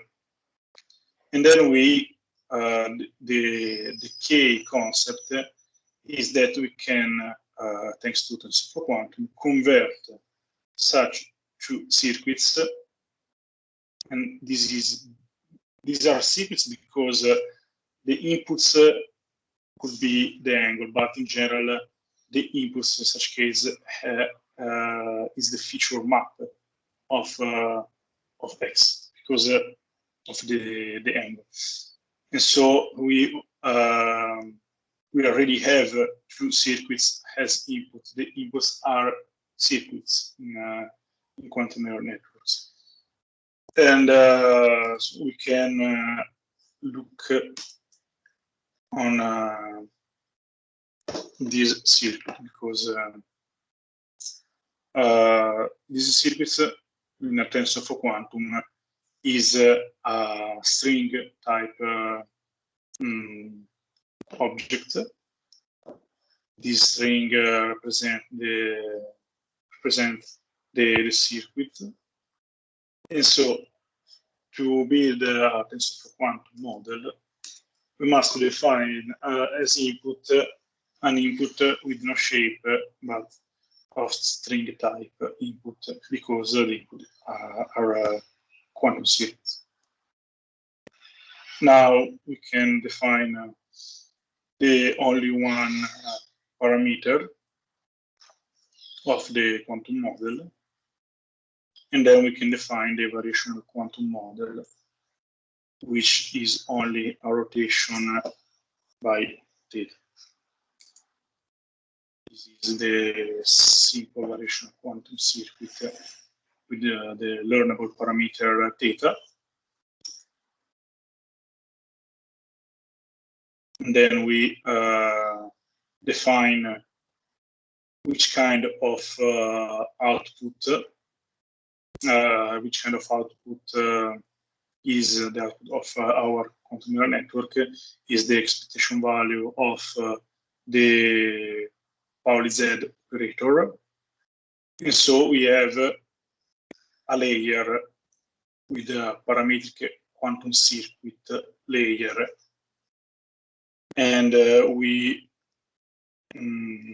put the quantum data object as input of such layer. And then we obtain the model. So after that, we add a classical model because we have a quantum model with only one output, which is the expectation value of Z, and then we can add a classical model, which is a simple neural network with one input and two outputs. And so we have two weights and two biases. These are the code lines to perform it, and then we have the hybrid model. The hybrid model is a model with one input. With an input which is a circuit input. So we are not the shape in general because it is a one-dimensional string. And then we have a quantum model, and we have only one parameter on this quantum model, which is the parameter theta. After that, we have also a classical neural network with two weights and two biases. And so we have in total 5 learnable parameters. After that, we can perform the training. The training is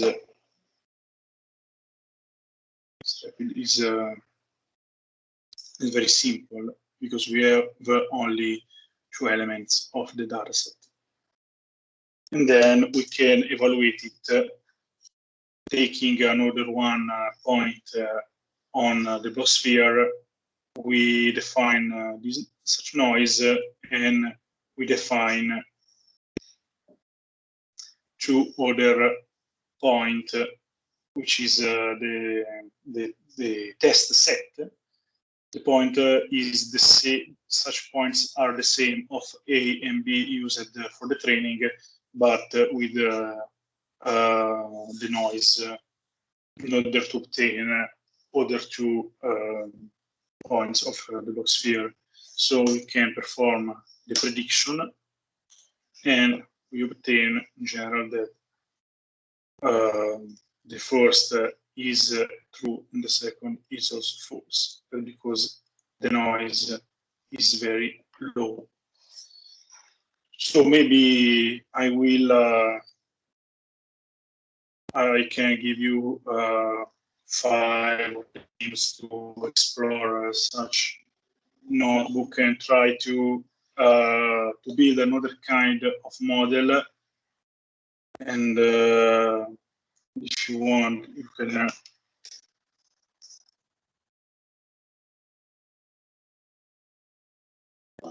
you can use the documentation of Circ to see which operators you can use.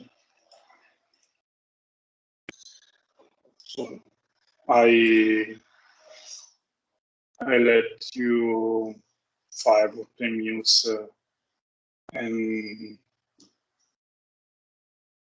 let me know if one can obtain different results, if one obtain different results in general. Maybe I put in the chat.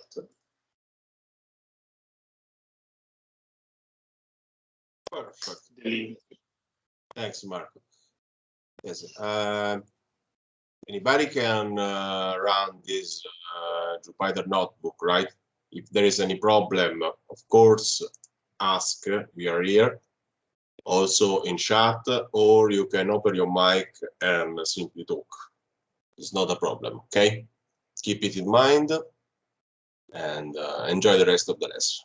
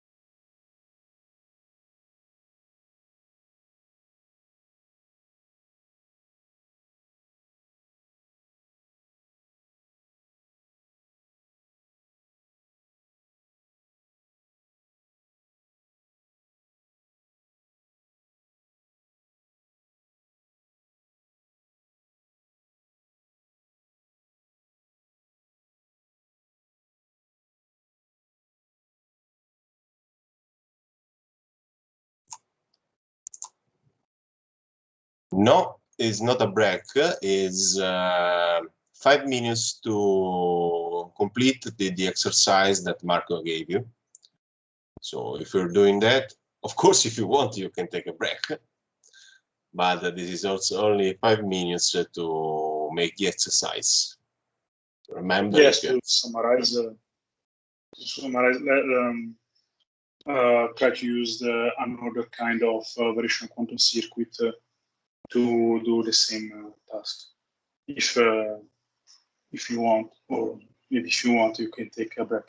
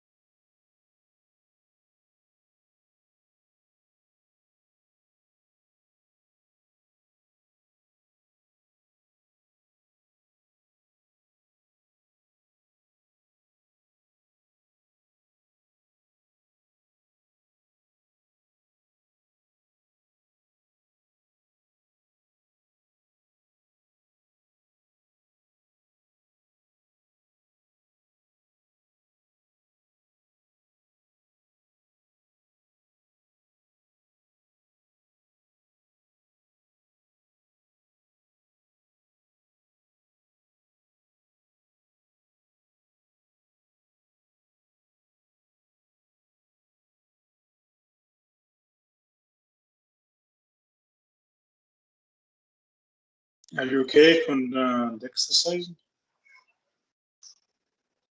If you have any kind of problem,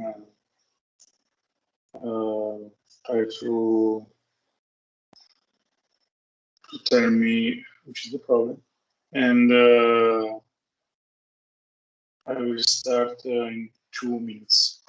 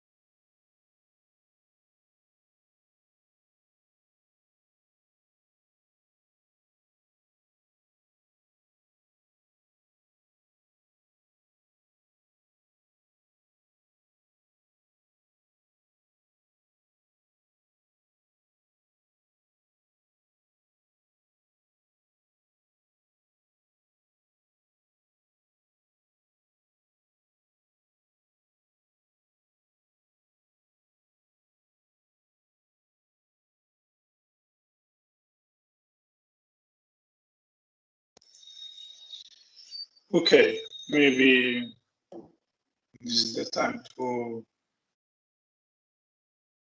continue the lesson.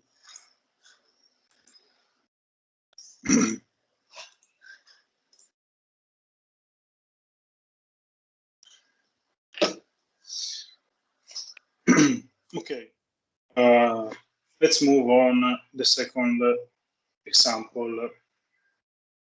This is a more complex example with respect to the first one. We try to classify imaging of the minister using a full quantum problem. So, respect to the first one, we don't use a second side or a second neural network, a classical neural network at the end of the computation, but we will use only a quantum, fully quantum neural network.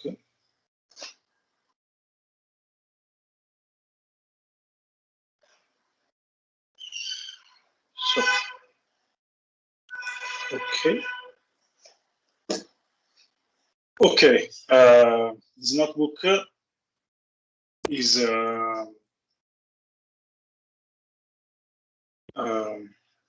try to reproduce the results of an article of such article, the Farhi, who is a researcher in Google. And then let's try to start, and obviously we start from two important dependencies. In such case, we also use the other kind of classical tools to see the results. This is important to see the circuit in general. And then we must use only TensorFlow circuit, TensorFlow quantum, as before. So the first part of the code is entirely dedicated to the encoding of the data. So we have a data set called minister with hands-on digits from 0 to 9. The elements of such data set are imaging 28 or 28.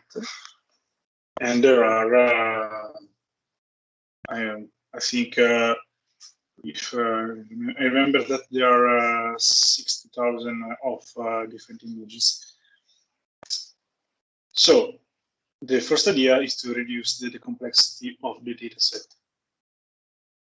So first of all, 9 classes, a classification into 10 different classes is too difficult for using a simulator.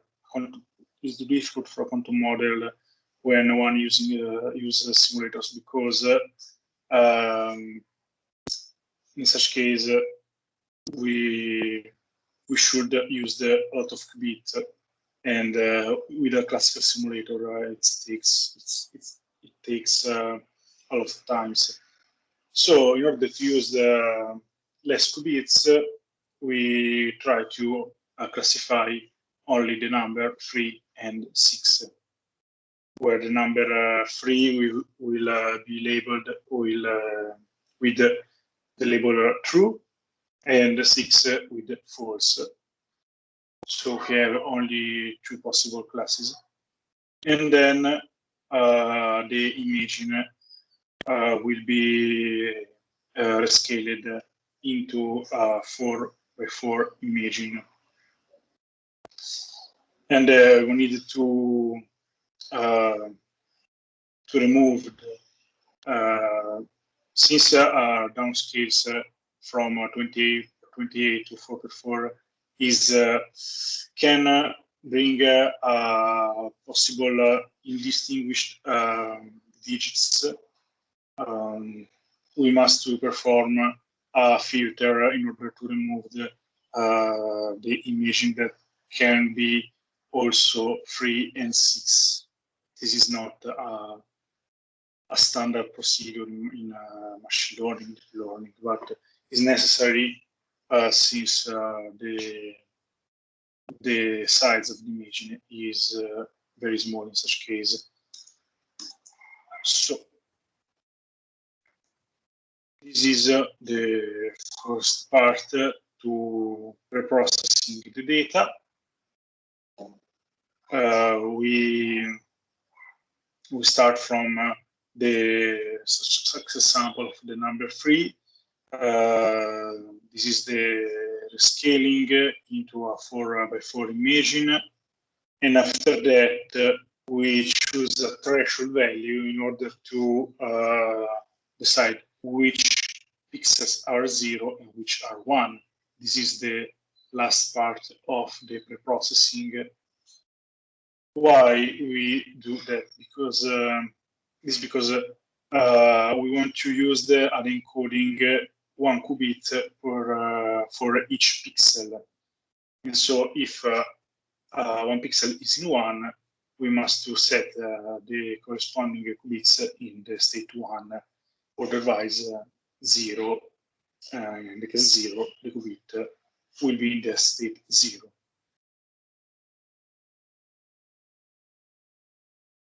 So this is the one of the crucial part, because we generate the circuits corresponding of the dataset. So in such case, we have translate the imaging of the dataset into quantum circuits. As said before, quantum neural network model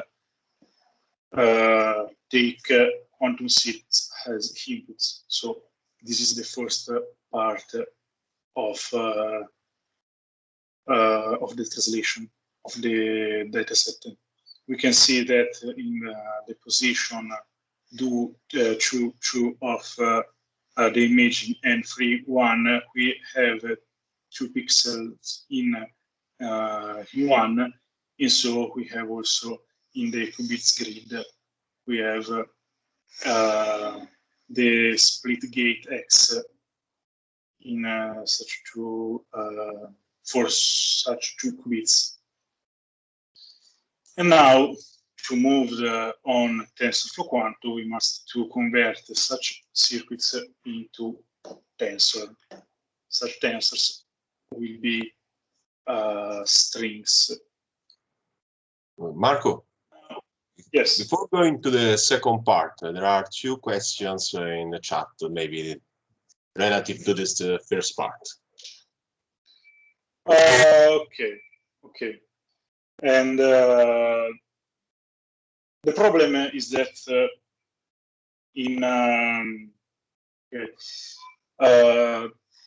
maybe I can try to see that. Now, in such image, we are in 4x4 dimension, and also the human brain. Also, for human brain, it's difficult to understand that is 3 rather than 6. This can be 3 and 6 at the same time, because it's difficult also for a classical neural network to understand if such image is an image of 3 or of 6. And in a lot of cases, we can have only one pixel in one or different to 0, and in such case, it is impossible to understand if such image is 3 or 6. And this can be a problem for a machine learning algorithm. There are a kind of indistinguishness between the two images. And yes, because the discriminatory of the model can be used only if there are something to discriminate. And if we have to imagine that there are 1 3 and 1 6, but the image is the same, there are not the possibility to discriminate them. And this is the problem.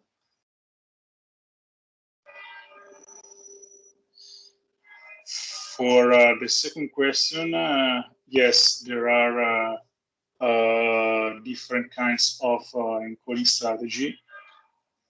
This is the most simplest encoding strategy, because X gate is one we want to flip a qubit from 0 to 1 or 1 to 0. This is a robust strategy against the noise, using rotations to implement different kind of inputs. Rotations of a kind of angle is not enough robust against the error. It can be because if I try to perform a rotation by theta, maybe with the noise, the return state can be a state with a rotation by theta plus phi, and maybe phi is greater than theta, and in such case, my encoding strategy falls. So this is the reason, because it's better encoding one-to-one. And yes, in this case, we don't have an advantage to use qubits, maybe, but we can have the advantage of the intrinsically linear algebra of the quantum operations. And this is the reason. So we can proceed with the second part. The second part is the part of the building block, the quantum module building. So in such case, the module is the following. We have one qubit called ancilla. Sorry for sorry to say.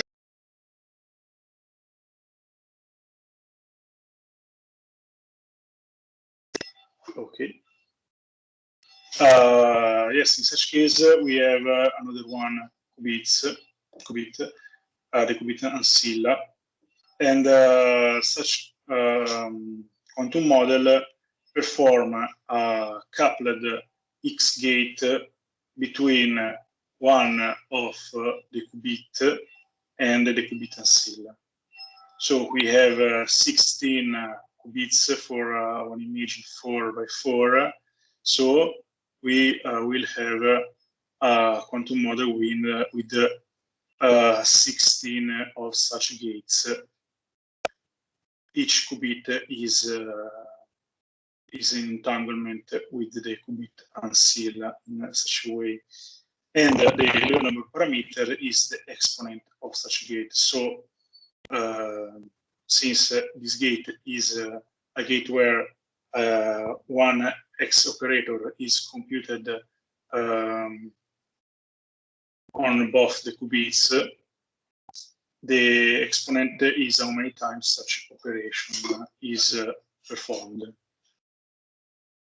This is a routine to build such kind of circuit, and such routine takes as input a general gate,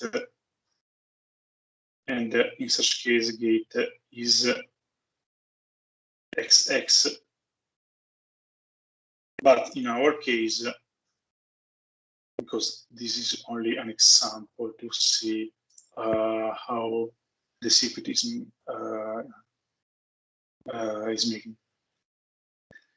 This is our case. In our case, we have a grid 4 by 4 of qubits, and then 16 qubits. One readout qubit with which is the ancilla. So let's define the circuit, and append first at the readout gate X, the NMR gate, in order to make it in superposition, and then we can append on it the layer defined before. In first case with the circuit XX, in second case with ZZ. And then we can conclude with another NMR gate on the readout qubit. So the output of such circuits is the expectation value of Z of the readout qubit. So we have only one output, and so we must measure only the readout qubit, not all the qubits. And this is good because the measurement operations often bring a noise, an elevated noise. So using only one measurement operations, such model became robust against the errors of a quantum hardware. And now we can build the model.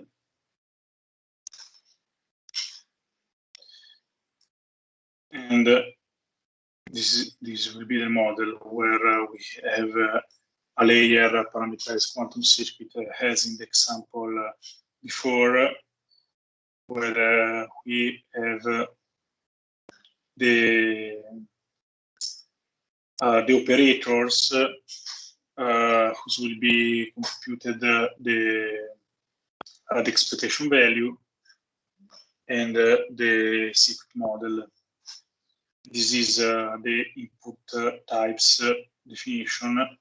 So this is the model. So the following line are not so relevant because in our case we have an output between -1 and 1. That's because this is the range of the expectation value of the operator Z. But the the label are between 0 and 1. And so this is the rescale operation, which, and this is the definition of hinge accuracy, but is only a mathematical consideration. So we have to compile the model, defining the loss, defining the optimization strategy, which is an Adam optimizer, and the matrix to evaluate the model after the training. The model can be printed using the model, the function summary. This is the model. We have 32 parameters. Why have so many parameters? Because we have 16 different gates using such a routine, but since we have had only a series of ZZ operators, we have 16 with XX plus 16 with ZZ, and then we have 32 learnable parameters. Now we can try to perform a training of such model. Yes? Sorry, before going to the training of the quantum model, is a question. Say, I don't understand which operation corresponds to activation function in classical machine learning. Okay, good question. And the activation function is have an important role because it introduces the nonlinearity in the model. In our case, in quantum neural network, the nonlinearity is introduced by the expectation value estimation. So by the measurement operation, we have a nonlinearity because the probability to obtain a string, yes, to obtain a string of value from the measurement of the qubits. Such probability is the square modulo of the amplitude. The amplitude is the elements in the vector space of the qubits. So this is the nonlinearity of the model. Is introduced only throughout the measurement, and this is the activation function of a quantum neural network. I don't know if it's clear for you. Maybe if you want, tell me that it's clear or not. Okay. Yes. You can, before to start the training, I want to introduce the other benchmark models to evaluate it. I don't want to use much time to speak about them. This is a classical neural network. This is a convolutional neural network with a lot of parameters. And this is the learning part. This is another kind of classical neural network, which is more tiny. This is the learning code. And then we have the evaluation. So now I can let you some minutes to perform the training. I try to train the model using only 1,000 examples because using all the data take about 45 minutes or more or less 45. So maybe need to try to perform. Oh, okay, this is one error.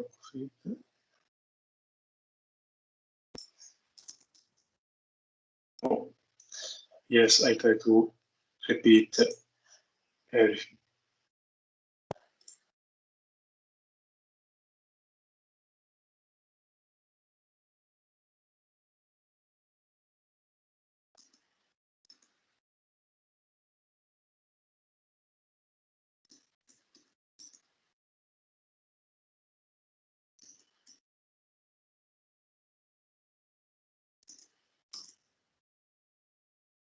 Okay.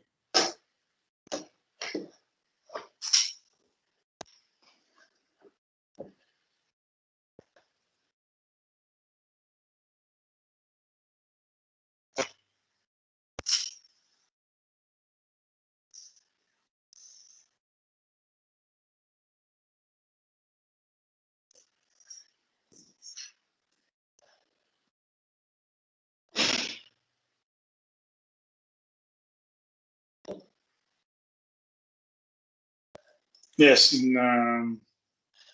since the model takes a lot of minutes to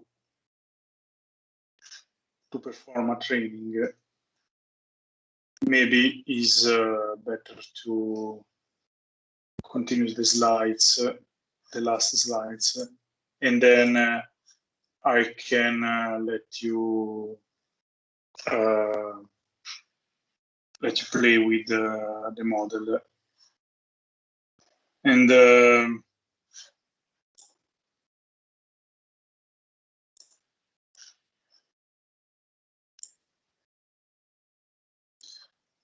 because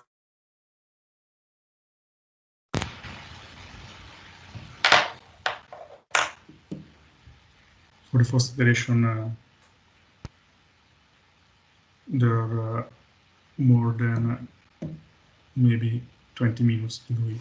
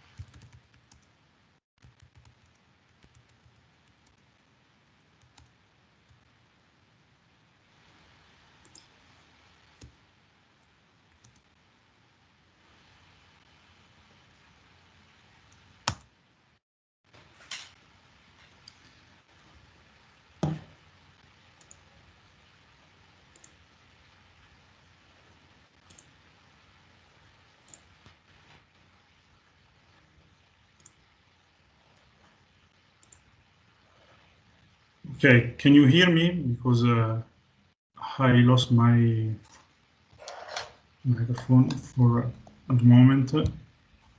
Yes, we can hear. Okay. No, yes, about the question of the encoding of the bits. Yes, I can use a dense encoding in order to have a logarithmic speed up for the neural networks. So if I have 1000 or plus pixel for an image, I can use only 10 bits because the complex number that can be stored in a quantum state scales has 2 to n, where n is the number of bits. But the problem is that such kind of encoding required long quantum circuits. And in such cases, it is not possible to perform such kind of encoding in a real quantum computer. This is not a good strategy for NISQ devices, but this is a strategy for the next era, maybe with QRAM or yes, with full tolerant. For the future, it can be a good way to use the quantum neural network to take advantage on it. But at the moment, this is there are not much possibility to do better. Yes, we continue with the slides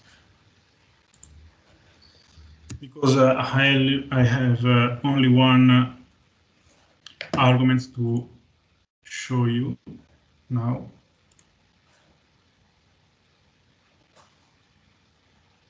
And such argument is the barren plateau problem.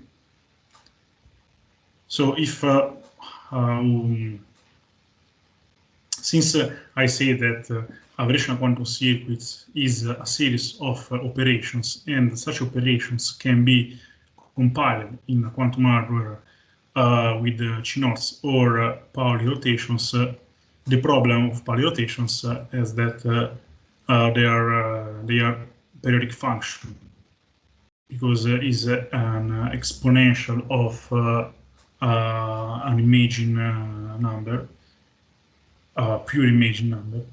And so this is a problem because the corresponding function computed using such kind of circuits is a function with a lot of saddle point.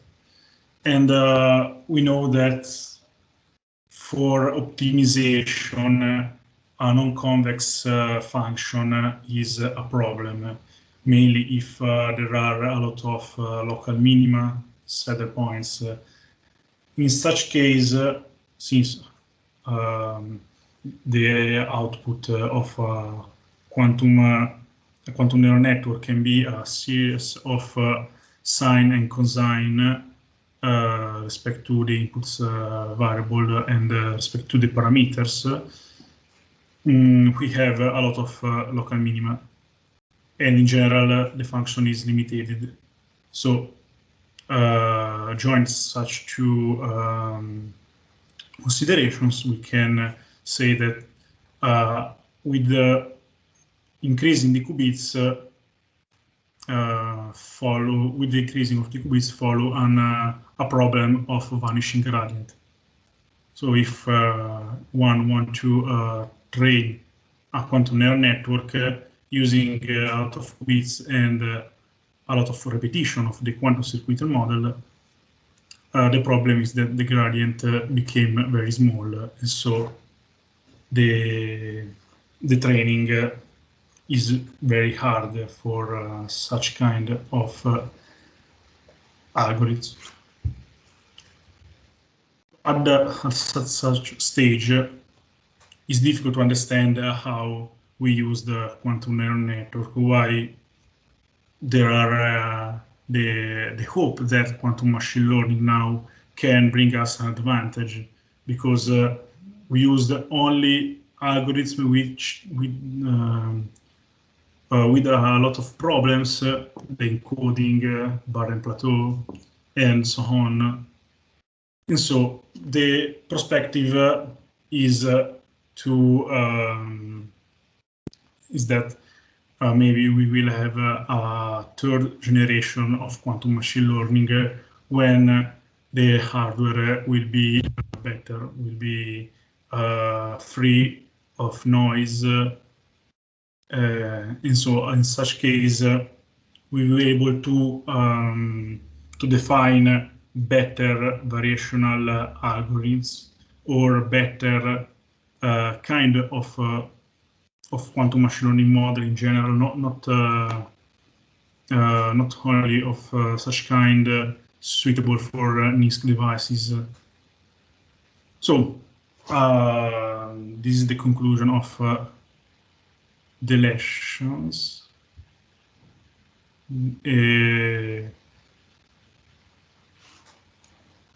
Maybe now the last thing that I want to speak about is that part of the notebook. I have defined another class, QLayer builder, which is equal to the other class, circuit layer builder, used before. But in such case, we have a different quantum variational circuits. So if you want, we can try to use it to understand if it's better or not respect to the map used before. The strategy for the training is the same, so is all the same. The only change is in such part of the code. So good luck if you want to try also different variational ansatz.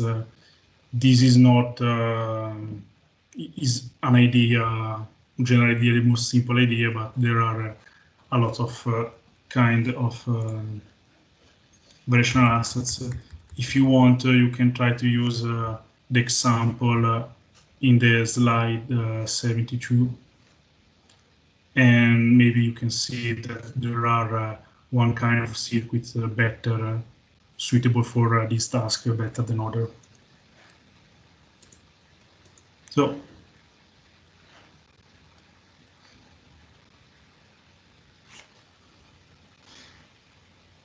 okay, allora I read these questions. The last question about quantum supremacy in ML. Then at the moment, this is not.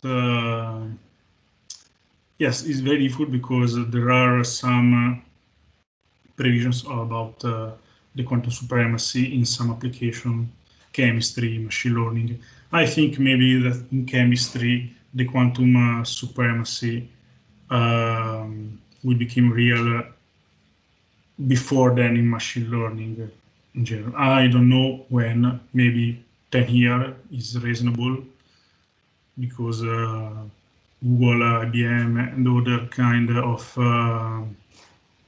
full stack companies want to build a full tolerant in such 10 years. So maybe in 10 years, quantum supremacy can be also in the quantum machine learning field.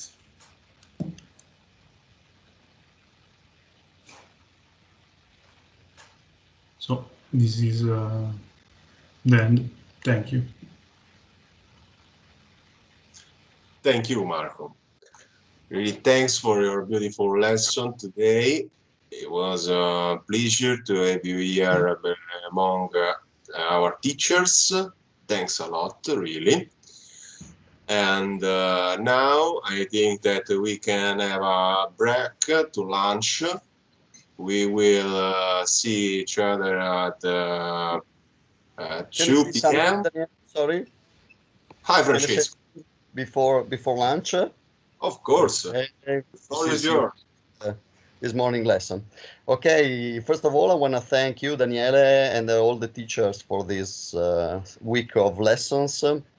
And thanks to all the attendants to this course. What I want to say briefly is that on Monday you all will receive a link where you can go to a survey that you can, we ask you to kindly fill it and tell us what is working and what is not working, what was working of this course, since we try to do our best for being the best as possible. So next edition will be better for you, thanks to your suggestions. And second, for the certificate of attendance, for those of you who attended the 80% of the lessons, you will receive, maybe at the end of the next week, we will start to send the link where you can download your certificate of frequency.